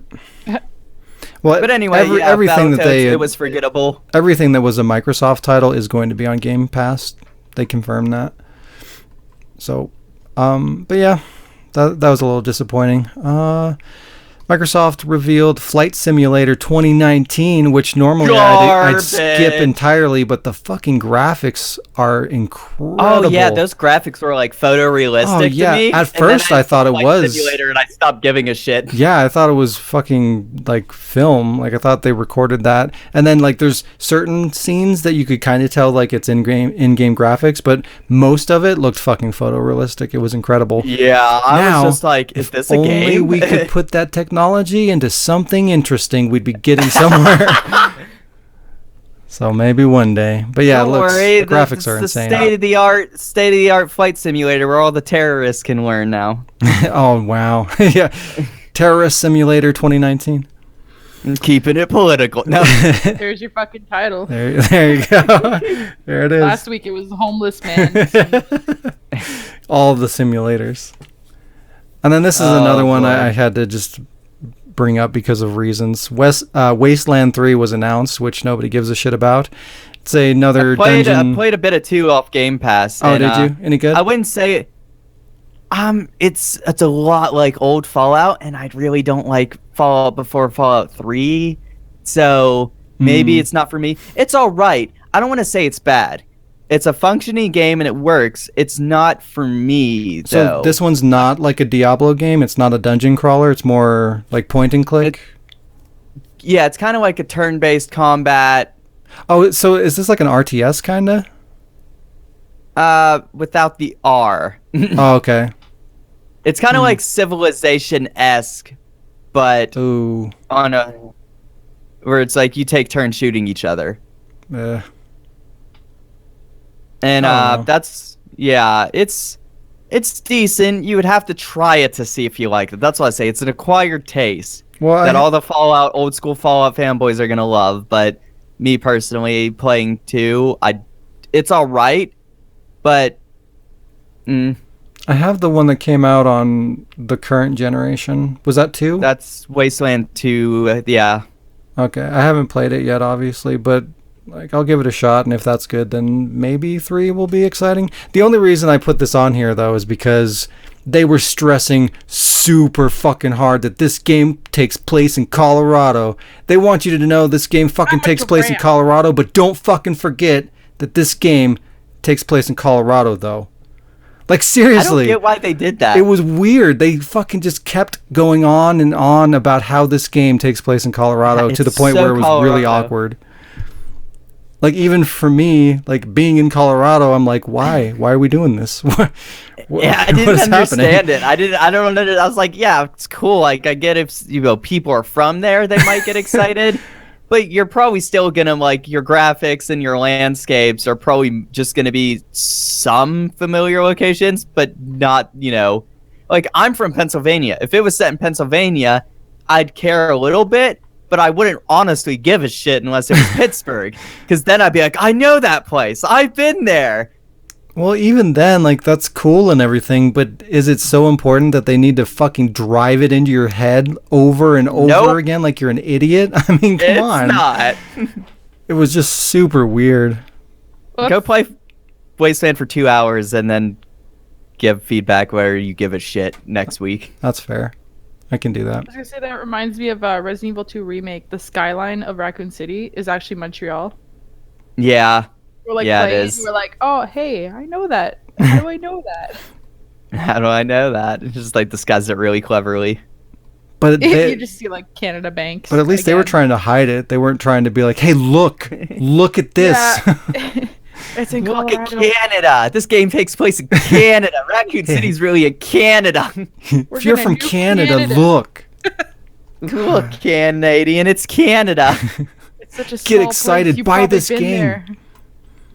If you live in Wasn't Canada, you better buy it. Don't buy it because it's a remake of one of the greatest games of all time. Buy it because it's Canada. Sorry, I'm interrupting. Yeah, it's Canada. We're gonna nuke what? Wow. Wasn't Oh, Outlast shit. set in Colorado as well? Which one? Outlast. Oh, Outlast, yeah. Wasn't you like when I started playing? You were like, "Welcome to Colorado." Yeah. Colorado. It's in Welcome to Colorado. Exactly that. You were like, "Welcome to Colorado." But like I was doing it ironically. They were Yeah. super serial. I was No, like, I it's really want just- to go to Colorado. You're like, "Oh, here, play this game." I'm like, "Okay, I don't want to be there anymore." Wow. I just love the fact that it's just like, yeah, Outlast, Colorado. Make sure, don't forget it's Colorado. Remember these psychos in Colorado? And you go, yeah, and then you play it and you're in the mental institution the whole time. Yeah. You're not even in Outside. Colorado. You don't even get to see any bit of it. That would be. See, I could respect that. I would appreciate that. because the Colorado is the ward. Oh, there it is. Oh, It makes sense. it comes together. It's full circle. Beautiful. Full circle. It's beautiful. I feel like we should have named the podcast Full Circle. No, we're gonna name it Colorado. Colorado. Freaking episode fucking Because it's 40 set or in whatever we're at now. Colorado. The podcast is edited in Colorado, so it's actually partly in Colorado. Exactly. Yeah. Or it'll be Episode Colorado, 38, Colorado. Episode 39, Colorado. Oh, episode 38. This The episode Colorado takes place Ward, in Colorado, episode Colorado 30. Oh God, what is happening? Warning may contain Colorado. There you go. There it is. Please put that at the intro. Nailed it. Oh shit. Okay, moving All right, let's on. move. Let's get away from Colorado. I mean, I can't, but let's try. We can't because it's set there. So Psychonauts 2 gameplay was shown. It looks all right. The end. Oh damn! I mean, Are we not gonna mention the fact that like broke ass in debt Double Fine got bought out by Microsoft? oh yeah, I forgot about that. Well, that was news prior too, wasn't it? I don't think. I Oh didn't no, see you're right. anything It was about announced on at E3. Now that I think about it, I forgot. There's been so much news that it's all just a blur. I'm not like a fan of Tim Schafer's like views or anything, but goddamn, does he make some fun games? I never played the first Psychonauts, and like I watched a trailer of it, and it looked fine. I don't really like the art style, and the gameplay seemed fine. And then like Psychonauts 2 seems like more of the same, and it doesn't even look good. Like the graphics look better, but it's not a good looking game. You know what I mean? Like you'd expect it being I thought on. it looked fine. I don't think so.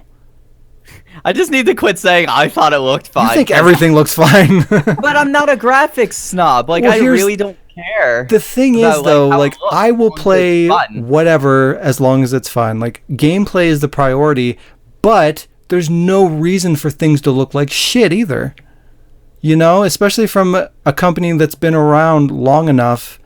Like make it look decent. Like it shouldn't But look. that's how the game looks. You can't. It's a timeless art But style. no, You can't really that's change it. that's not true. Like the style is something, yes, but it visually the quality of that style just does not look great. So you're saying the art style is fine, but the graphics suck. I don't like either, but yes, like there's nothing wrong with the style.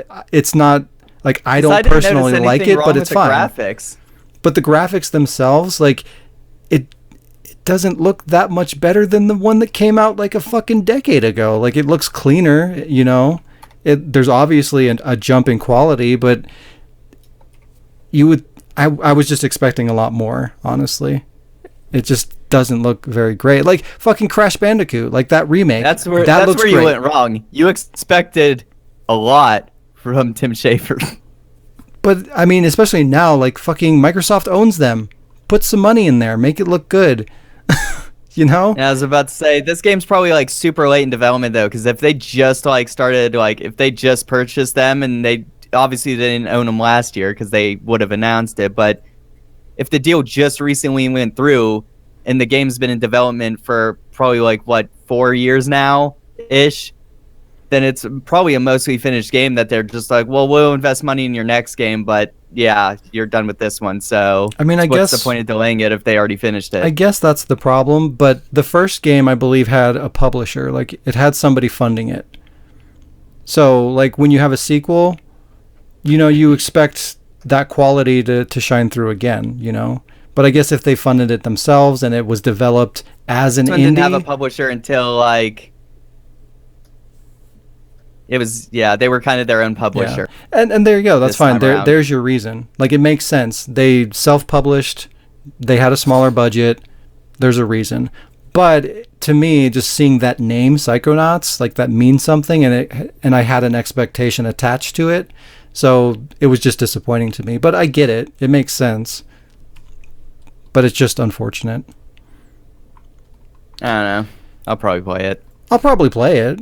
I mean, it gives me a reason to finally go play the first one. I've always wanted to.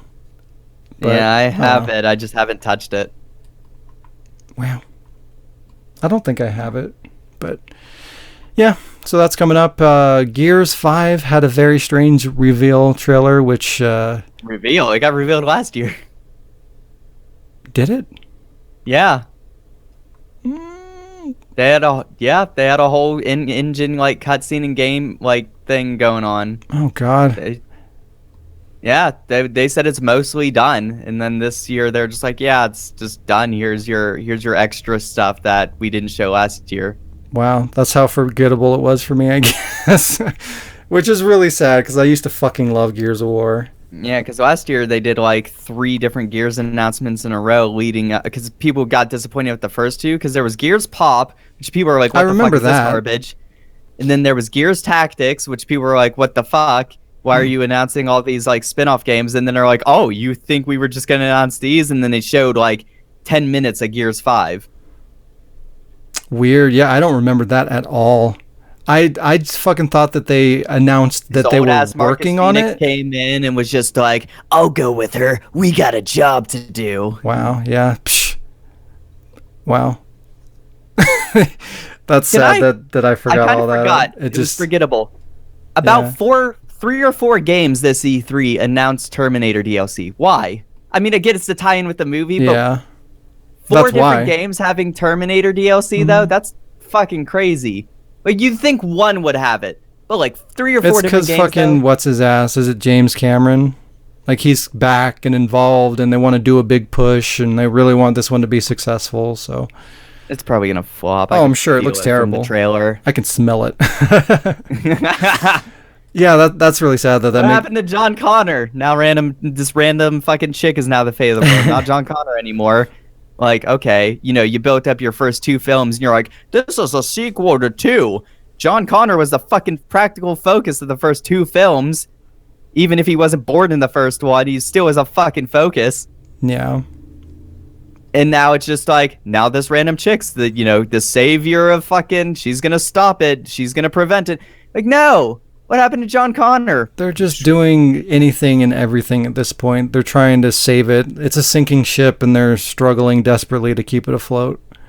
That's all it is. It's gonna be trash. Oh, it's gonna be total trash. But yeah, that really makes me sad that Gears 5 was so fucking forgettable that I forgot that they even showed gameplay. But They showed. Did they show the escape mode for the first time at this E3? This year Is that what it was? time. Okay. So so they announced and they showed the escape mode, which is a quote, a new aggressive high stakes co-op mode featuring a 3-player suicide squad that must work together to take out enemy hives from within. So I mean, at least it sounds fun. Yeah, it sounds interesting, and they mentioned too, like they were trying to play it safe last year, and that obviously didn't pan out. But like since it was a new team taking over Gears, since it was a new team taking over the Gears franchise, like they wanted to basically make a core game that didn't really deviate from what had been there before, and that's exactly what you got, and people were disappointed with that. So now that they've established, like, hey, we can do Gears the way that you expect Gears, more or less, now they're going to take their own spin on it and do new things and new modes, and it seems like they're going to take the story in a different direction and stuff. So it'll be interesting to see kind of where that goes. It's really hard for me to get back into Gears. Last podcast, I think I explained my reason why I abandoned Gears, because I had a bad experience with Gears 2, and I played a little bit of 3 and never really got into it. Bought 4, never played it. So I fell off. But I loved 1 and 2 so much. I played the fucking shit out of 2. And the whole thing got ruined there for me. I beat 1 and never played the rest, and I didn't care for the multiplayer of any of those games. Oh, I love the multiplayer. The multiplayer was the best part for me. I thought it was stiff garbage, but that's just me. But what's really weird is this game is officially called Gears 5. It's not Gears of War anymore. I guess the war's over? Or it's just beginning. So, what? The war. Why?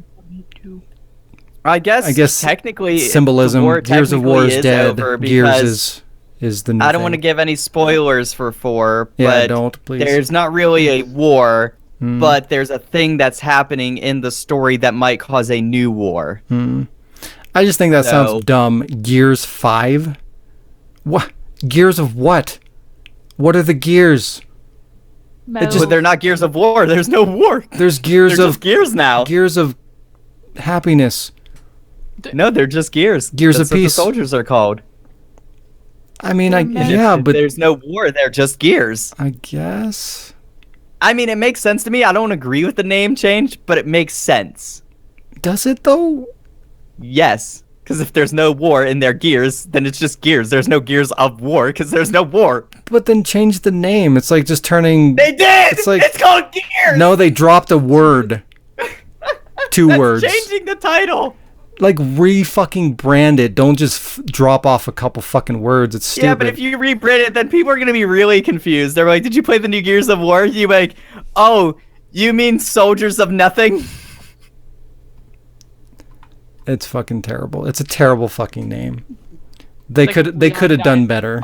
Because he's not alive anymore. So yeah. Of his lives. Well, I mean, it's like it's not Resident Evil anymore, so it should just be evil. Yeah, they beat the evil. Now it's just Resident. No, the evil's still there. There's no residents now. Like I said, I don't say I get you're making jabs, but I said I don't agree with the name change, but the name change still makes sense. But you could say the same thing with Resident Evil. It's like evil makes sense. They're still evil, but that's stupid. Why would you fucking do that? You shouldn't. That's the thing. I get that's what you're trying to say. You shouldn't do it, and I agree with you. But if they did it and it made sense, then I could be like, well, it makes sense. I can't complain. If it didn't make sense, I'd be like, that's dumb. I just don't think it makes sense. I feel like if you need to rebrand or something, do Gears of War, whatever. Infinite. At least it's not Call of Duty Modern Warfare. Yeah, oh, Jesus Christ. It's fucking stupid. But at least they didn't do that. They did give us a release date, September 10th, 2019. I don't believe they released that last year. But again, I fucking don't remember anything about Gears 5 because I guess I just don't care. But yeah, that's got a release date. Microsoft announced a new Xbox Elite controller, Series 2. This is a revision of their high-end Pro controller with customization options, extra buttons, and other stuff. It will release on November 4th and cost $180 fucking dollars. Here's the thing. I didn't give a shit about the Elite controller, and that's coming from someone who loves Xbox.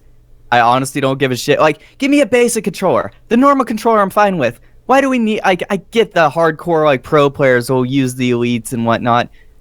But I'm just fine with the normal controller. I don't need anything more. I just think you need to reevaluate things when you're releasing a controller that cost almost half the cost of the fucking Xbox One X. I mean... Yeah. Come on now. What are we doing here? It's stupid. What are we doing here?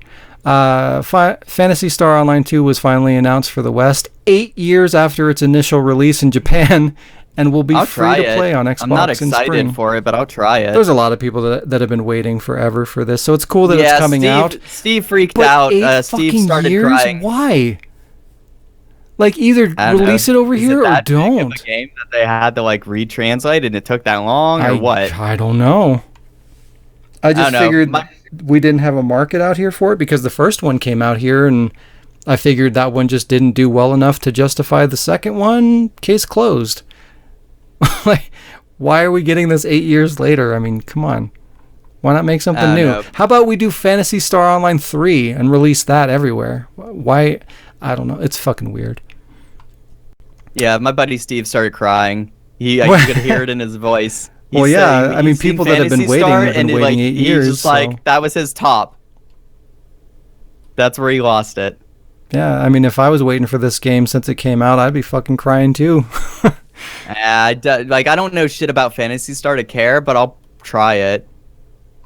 I mean, I'm not all for giving nothing a shot. I'll give any game, I'll play it. No, I played the original Phantasy Star Online, and it was great. I heard good things. I just never played it. I have it on original Xbox if you want it. There you go. If I had an original Xbox, because I don't think it's backwards compatible, but yeah. There is that news. It might actually become, now that Phantasy Star 2 is coming out. Actually, that's some weird news. Uh-oh.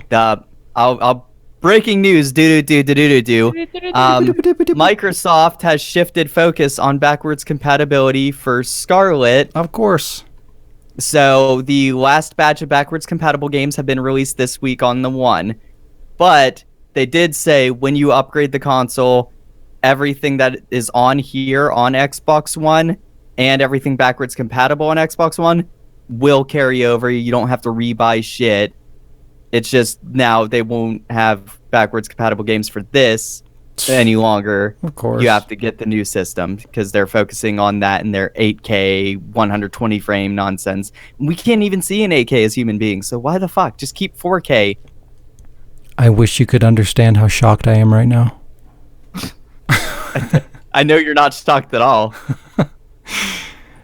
Yeah, I mean... But the upside is, during their last week, they added a game I've been waiting forever for. And now Far Cry Classic is now backwards compatible, and that completes my digital Far Cry collection. Besides Far Cry 5, I own that on disc. Good.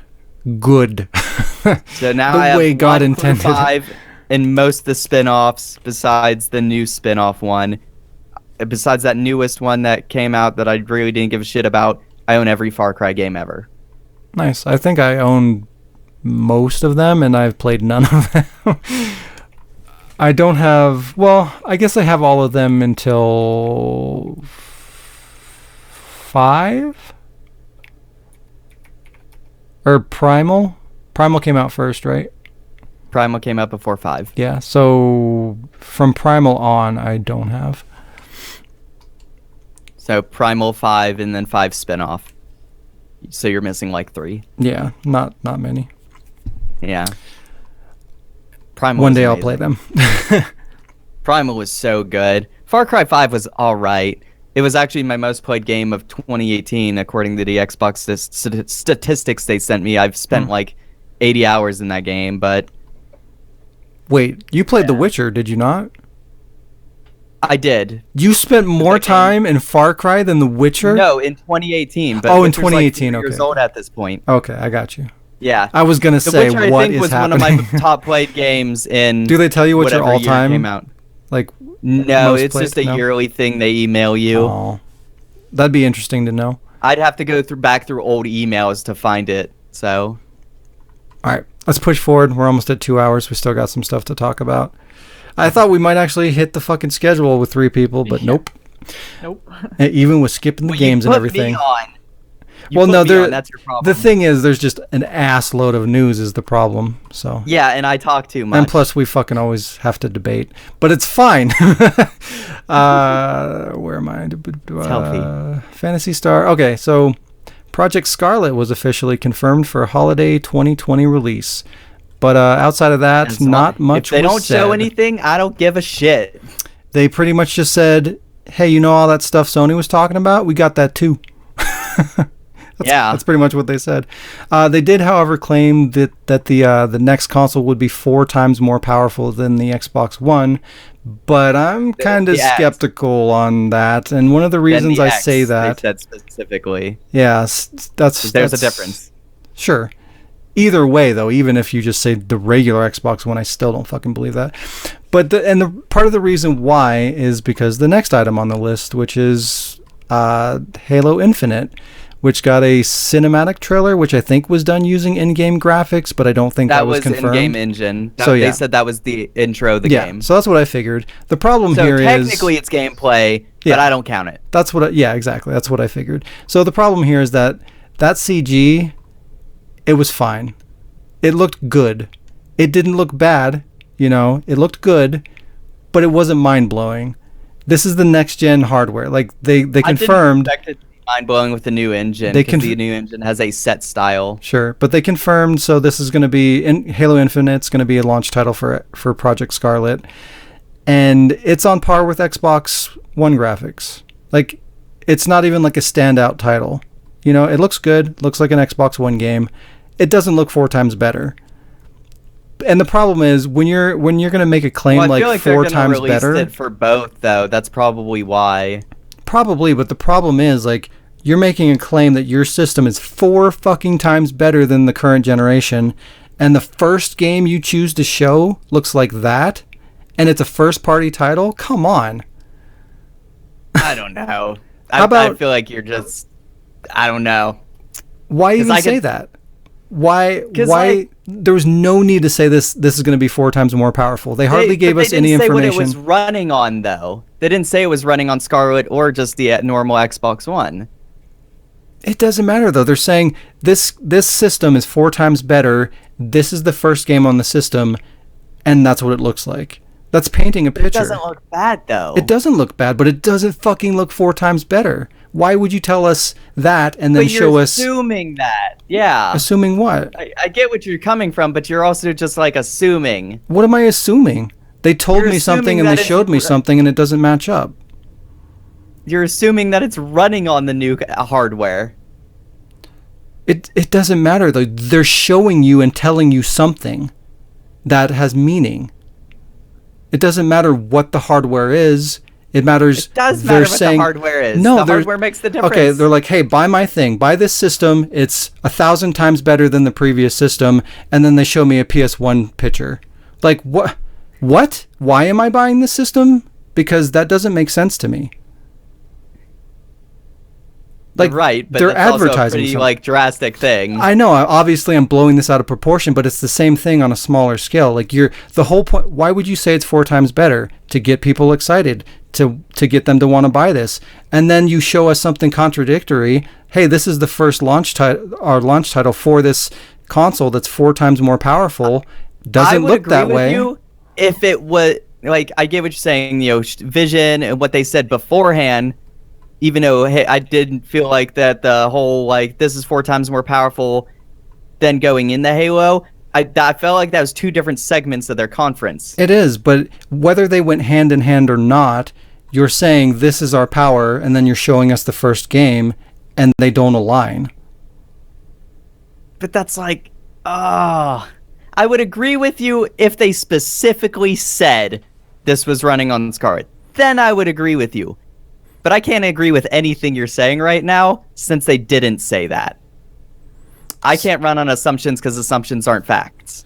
So they talked about Xbox, or they talked about Project Scarlet within the window that they announced or that they showed in Halo Infinite. So like you're painting a picture and then you're showing. They're saying this is the launch title on this system. Yeah, if you're mashing them together, assuming but they're two different segments. But they were side by side. So you're telling us the system's more powerful, and this game's a launch title on that more powerful system. Am I to assume that you're showing us this game on current gen and not the system that you were just telling me that it's going to be a launch title on? If we're going by the logic that it's side by side, then you could say the game before that was assumptive, like running on Scarlet 2. No, the only game that they said was on Scarlet was Halo. But it was two different segments. They said it's going to be on there, yes. But they didn't say it was running on it. Would you? When do they show the less powerful version of something? Never. They're always going to show the highest performing, best looking version. Even when they can't attain that, they're going to show you the best way they can present it because, again, they're painting a picture. They want you to be blown away. They want you to see the thing in all of its glory to the highest it can be. Right? They're not going to show you. I don't know if they're doing that though. Why would they do otherwise? They always do this. It's just even when they can't attain those graphics, they're going to show you what they think it can look like because the potential is there. Even if they can't reach that, they're going to show you the best looking version of it. So you have to assume it's the Scarlet version. Well, if you do the opposite, it would come back negative. Because if you show something you can't attain, they do that all the time. All the fucking time. Watch Dogs? Yeah, that's why I'm saying it's negative. It's a negative thing to do. If but you they show clearly, me something amazing but they clearly and don't show care. me next year that it looks like shit, then I'm going to be disappointed. Yeah, of course. But it happens time and time again. They always do that. They're always going to do that. They did the same thing with The Witcher. The Witcher came out and it didn't look as good as they thought that they could make it. But they're not going to show you the lower quality version of that game. They're going to show you the better quality version of that game. I'm just saying, until I'm told that's on Scarlet, I think the game looks fine. And you know what? I agree with you. It looks fine. And that's the problem to me. I'll play it because it's Halo. Let's go ahead and move on. So that was the end of Microsoft. We got a couple things for Square Enix. And I didn't put Ubisoft on here because I didn't find anything particularly interesting. So if you want to bring something up, I'll just say I liked Watch Dogs Legion. And I think that was the only thing I gave a shit about. Yeah. I can't remember anything else there. Yeah, I didn't watch the conference. I just kind of skimmed through the items that they covered, and none of it was really appealing to me. So I was just like, eh. Legion was really fucking neat looking. But I heard Legion looks good. I was just kind of like, eh. But I didn't play. I mean, I played a little bit of Watch Dogs 1, and I was not impressed. I never got into 2, so I'm not really... I was about to say, that's the thing. Nobody liked Watch Dogs 1. I heard 2 was good, and that's fine. I'll play it at some point. I'll probably play the new one, too, but I'm just not excited about it. I think the only reason I'm excited about Watch Dogs Legion is because you can literally play as anybody besides the bad guys in that game. Yeah, that sounds cool. It has permadeath. Makes me think of Omicron. Percy I-8? Percy I-8. Ah! Wow. That was weird. So two things for Square Enix, and then we'll wrap things up.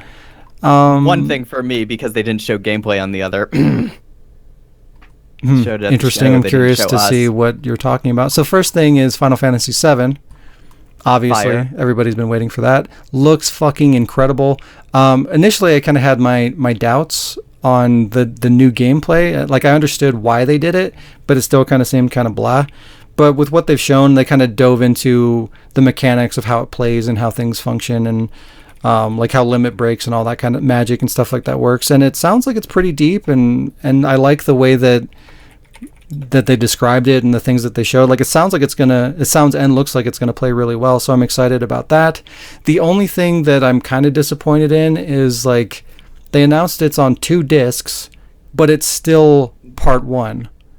Here's the thing. Now, I'm concerned, and I don't get concerns very often. Like, if it comes to loot boxes and shit, yeah, I'll fight tooth and nail. But like I said, I'm concerned for another reason, and it's outside of that realm, surprisingly. Because I usually accept everything, but is it going to be $60? Oh, yeah, 100%. I do not want to pay $60 for part 1. I get it, they said it's like 2 Blu-rays of content worth, and it's that's all just graphics. Part 1. That's what it feels like, honestly. Yeah. But I don't know that yet. But like, if you put out $60 for part 1, we're not buying Final Fantasy VII Remake. We're buying, like, it's as bad as like publishing an unfinished game. Like, yeah, it's shitty that Bethesda. Well, I am excited for Final Fantasy VII, but it is shitty for Bethesda to put out like the Fallout 76 because it wasn't finished. Not all the content was there, and people bitch about that shit. But this is literally a solid, literal definition of unfinished game. You're going into it knowing, yes, this is unfinished, and I'm paying $60, and I'm going to miss two-thirds of the game. I feel like that's a potential thing, but depending on how they do it, it might be fine because clearly they're redesigning the story on many levels. So like they could present the story in a way that kind of wraps up in a smaller package, and then obviously it'll end on a cliffhanger or whatever. But like they can make it feel like it contains story. And if they put everything that was in the original game, all the side stuff, have an open world, you can run throughout Midgard and stuff, like everything takes place in Midgard or whatever that looks like, and they have all that content in there, plus I would hope some new stuff, it could work. I don't know.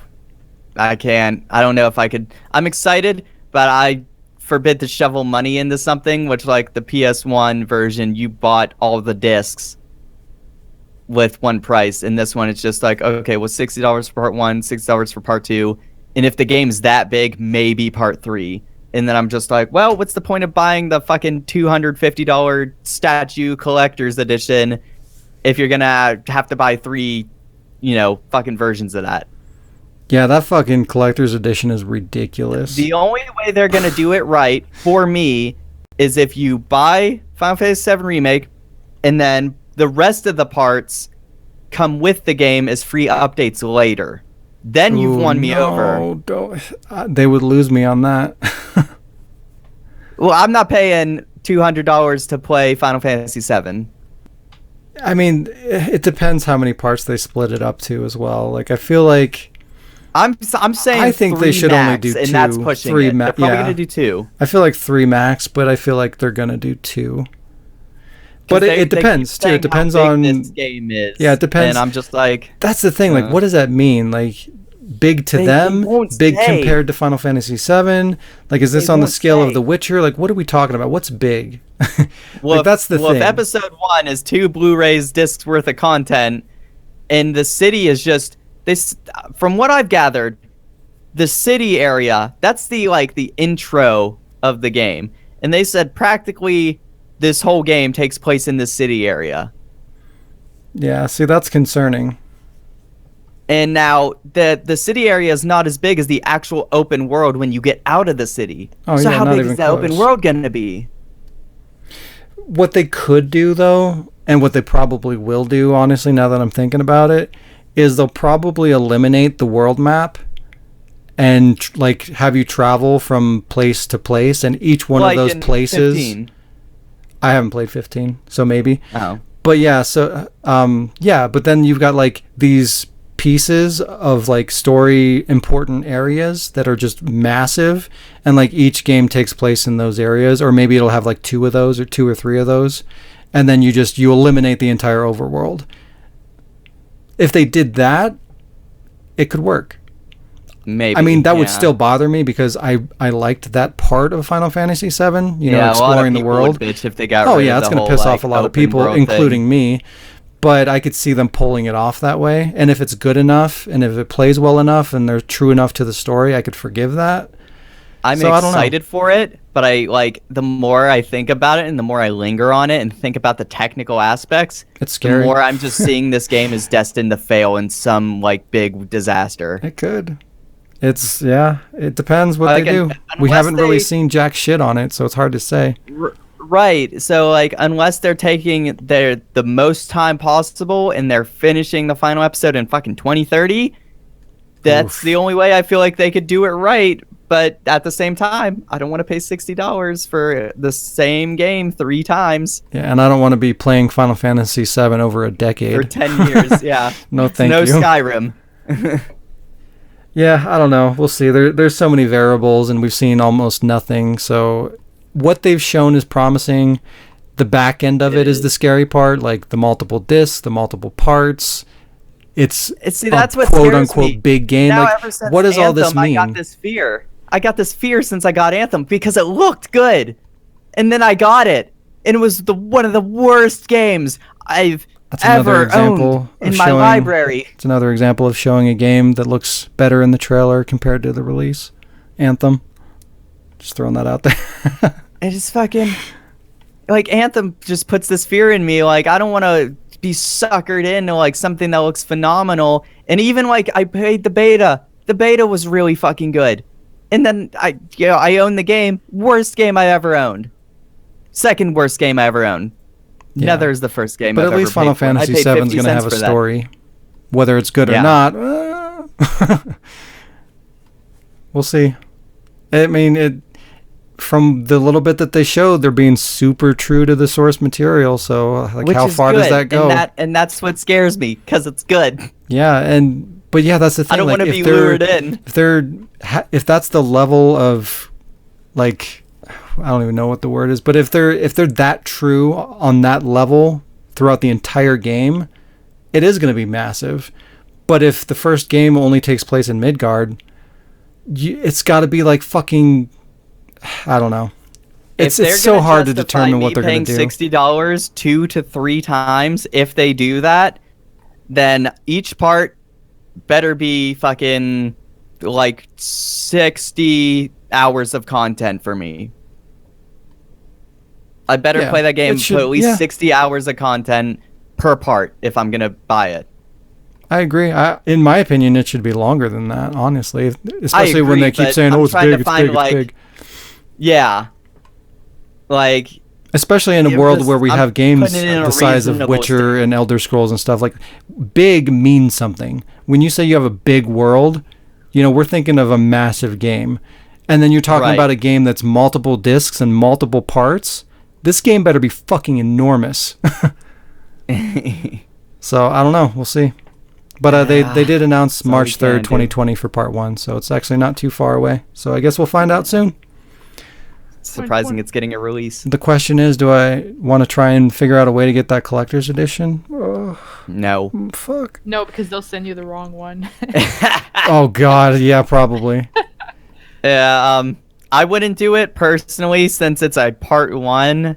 I don't want you to feel like that since you bought the collect. Yeah, but I know you, and you're gonna be like, well, since I own the first collector's edition, I gotta want to get the other one. 100%, I will feel obligated to do that.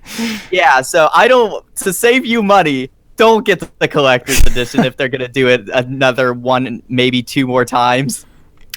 But the thing with that is, especially from a collector, those things are going to have stupid value. Even if I just bought it and resold it. I don't, but from a collector, that's something super valuable on something that I fucking, on a game that I love. So it's so hard to say no. But I can't afford it, so what the fuck? I don't know. I need to find a way to steal it. I just want it so bad. But anyways, let's get the fuck away from Final Fantasy. Just said that on the internet. Need to find a way to 15 Fs. Final Fantasy. Hey, I didn't say from who. And then the only other thing for Square Enix that I had, I think you have something that I didn't put on here, Cody, but I had Avengers. Nope, that's the one I was talking about. Okay. So until they show the gameplay, I can't be invested. Didn't they show a little? They showed it was all in engine. In the trailer where they had the cinematic cutscenes or whatever. They showed slight, like, half-second glimpses of gameplay, but that's not gameplay. Yeah, it was very minimal. But I don't know what to think about this game. It looks so weird. Like, the way that the Avengers look is just weird. It doesn't bother me, their look. I know a lot of people are bothered by that. I've seen articles. Yeah, there's a lot of talk about it, and for good reason. It looks like they're trying to resemble the movie versions, but just different enough that they're their own. That they don't get sued. Yeah, maybe. It's just weird, and just it ends up being very strange. I'm trying to still wrap my head about the marketing tactic. They said you get the game and there will be future characters added in and future campaigns added in. I fucking hate that. For free, which is nice, but I'm like, so is these going to be like contained story things that you run through? Is it going to be like episode 1 is what they showed there and episode 2 is going to be something else? Like, is it episodic, just still in one game package? Or is that what they're doing? Because they're confusing me. Yeah, I don't know. The way that they described it, it almost sounded like a games as service, where like they're just going to keep adding more and more, and it's free, which is great. Sound like that, but they're like a confused games as service. How does it work? Like, games as service, I can understand. If it's an open world game, that makes sense. You add on to the open world to make it more lively the longer the game goes on.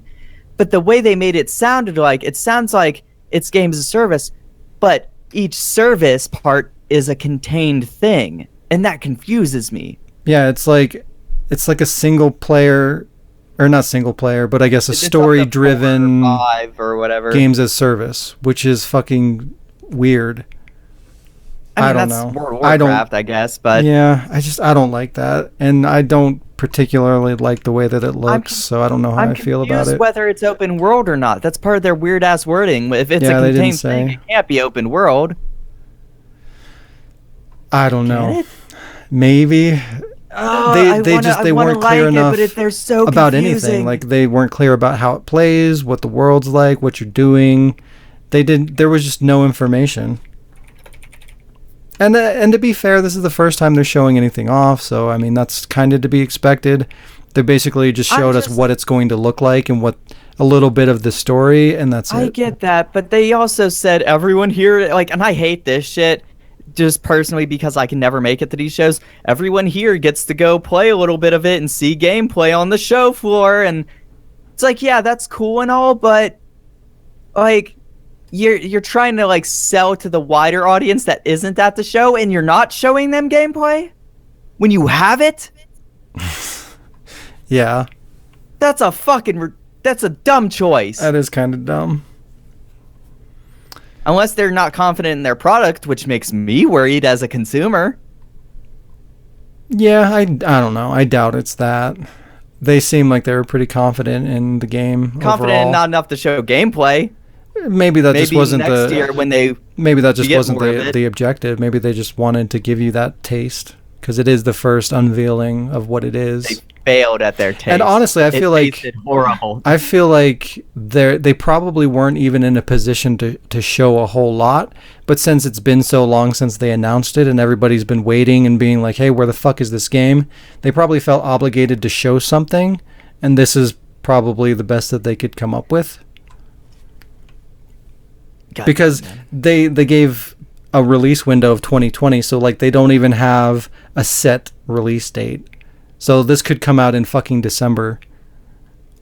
You know, just having a year, it's also likely to be pushed back. So like, how far along even is this game?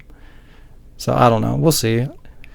It'll come out with Last of Us 2. I was hoping to be a little bit more excited about it. I don't really like the design of the Avengers, and I don't like the idea that it's potentially a games as service, so I don't know. We'll see. We'll see what they show next. But yeah, that's all the news, unless anybody else has anything. Please say no. Not that I'm aware of. My list has been cleared and I've closed the document. Beautiful. Beautiful. Jazz, do you have anything? There's no gun to my head, but no, I do not. Good. All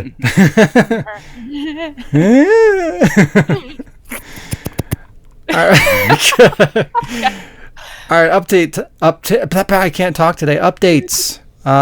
Jazz, what's coming up? That's. I started recording lines for Revelations episode 3. Irrelevations episode.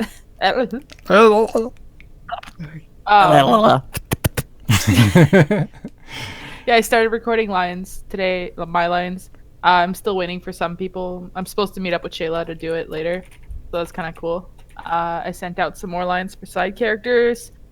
You're busy, so when you get the chance, I'm sure I can bug you about that later too. Yeah. But yeah, episode 3's on its way, and I'm still working on that super secret project. But however, I might put a little pause on that because I've been in full residence mode. So when I get home at the end of the weekend, I'm probably gonna keep recording gameplay. Yeah. Because the script is written. It's just sitting there. Waiting to be used. Waiting to be turned into a retarded sequel. Bah, bah, bah. Other than that, the download for Doom is almost done, so I'm gonna play that. Oh yeah, you got it. She posted a screenshot. I seen it. I knew I had like a couple hours, so I was like, fuck it, I'll download it now and let it go during the podcast. And yeah, that's pretty much it. Games. Yay. Yeah, you'll have to let us know about Doom, obviously, next week. Wow. Probably sounds like a threat. Oh, you'll know. Probably set in Colorado. Cody, what are you up to? Trying to work on streaming more and slowly getting videos out because I've hardly posted jack and or shit because I didn't expect, an edited video about Borderlands 1 Game of the Year edition would take so fucking long. Because I'm going into detail about every little thing. But it'll be worth it. It better be worth it. I'm going to get like 3 views on it. I know it. Wow. Well, I mean, at least you're releasing it around Borderlands hype, Yeah. Yeah. Wow, your enthusiasm, I can't contain it. Yeah. Yeah. God damn it. Anything else? No, other than streaming and working on a few videos in the background, and I don't think, because, I'm not doing album work anymore. That came out. Nah, I'm kind of, dead this week on everything. Life is over. He's in a coma. E3 happened, my album came out. It's time to hibernate. It's kind of what it feels like. Make machinima. There you go. Yeah, bring your Minecraft shit Alan back. Wake machinima. The first day we ever talked, we talked about Alan Wake machinima. That is how we bonded. Yep, that's it. Cool. Shaun, Hello. what are your updates? There you go. That is my update. Wow, okay, cool. I'm still working on Resident Evil 4 days. Yeah. Still trying to fucking figure out the voice casting replacements and all that kind of shit with Days episode 13. Oh, you actually have to replace people now? Yeah. I mean, I'm still kind of waiting, but I can't wait much longer. So, yeah, probably though. So that's still that hasn't really progressed any because I'm still waiting to figure out what my options are. But other than that, I've just been kind of focusing more on I'm working on a schedule and stuff so that I can separate all my projects and have designated time slots where I'm going to work on this one thing for whatever, 2 hours, 3 hours, an hour, whatever time I have. That way I'm making it a priority and fucking completing projects and stuff like that, because I've just been too scatterbrained trying to fucking deal with episode 13, and I'm trying to I've gone over all these updates that I'm trying to do repeatedly, and I'm making progress on all of them, and it's just like we've talked about, nothing is coming out. So it's I'm making all this progress, but nothing's close enough to being released other than the Let's Plays and things like that and the podcast. So, and Days episode 13. So I'm trying to get more things done quicker, so I need to focus just like what I'm working on and just start completing things more frequently rather than doing all these things simultaneously. So I'm trying to kind of come up with a way to do that consistently and just get more things done quicker rather than just spreading myself too thin and getting nothing out. So that's kind of just what I've been working on this week. I haven't really got a chance to do much project-wise, but yeah. Project. And then, yeah, this next week, I'm probably going to be focusing on recording lines because I've got a lot of shit to do for you and for Alec and for myself and some other shit. So we'll probably be voice acting week for me next week. But yeah. You still yet to send your lines to me for that thing. I know. That's why I haven't filmed it yet, because I said, well, last time I filmed it and I waited for lines, I accidentally got rid of files because I waited too long and I had filled up my computer. So I'm just not going to film till you get me the lines. Wow. Then I'll know it's putting in the work is worth it. Damn. Wow. Shots fired. But yeah, no, that's part of the stuff that I need to record for. So I'm going to try and get a lot of that shit done on like Monday, like between Monday, Tuesday on my days off.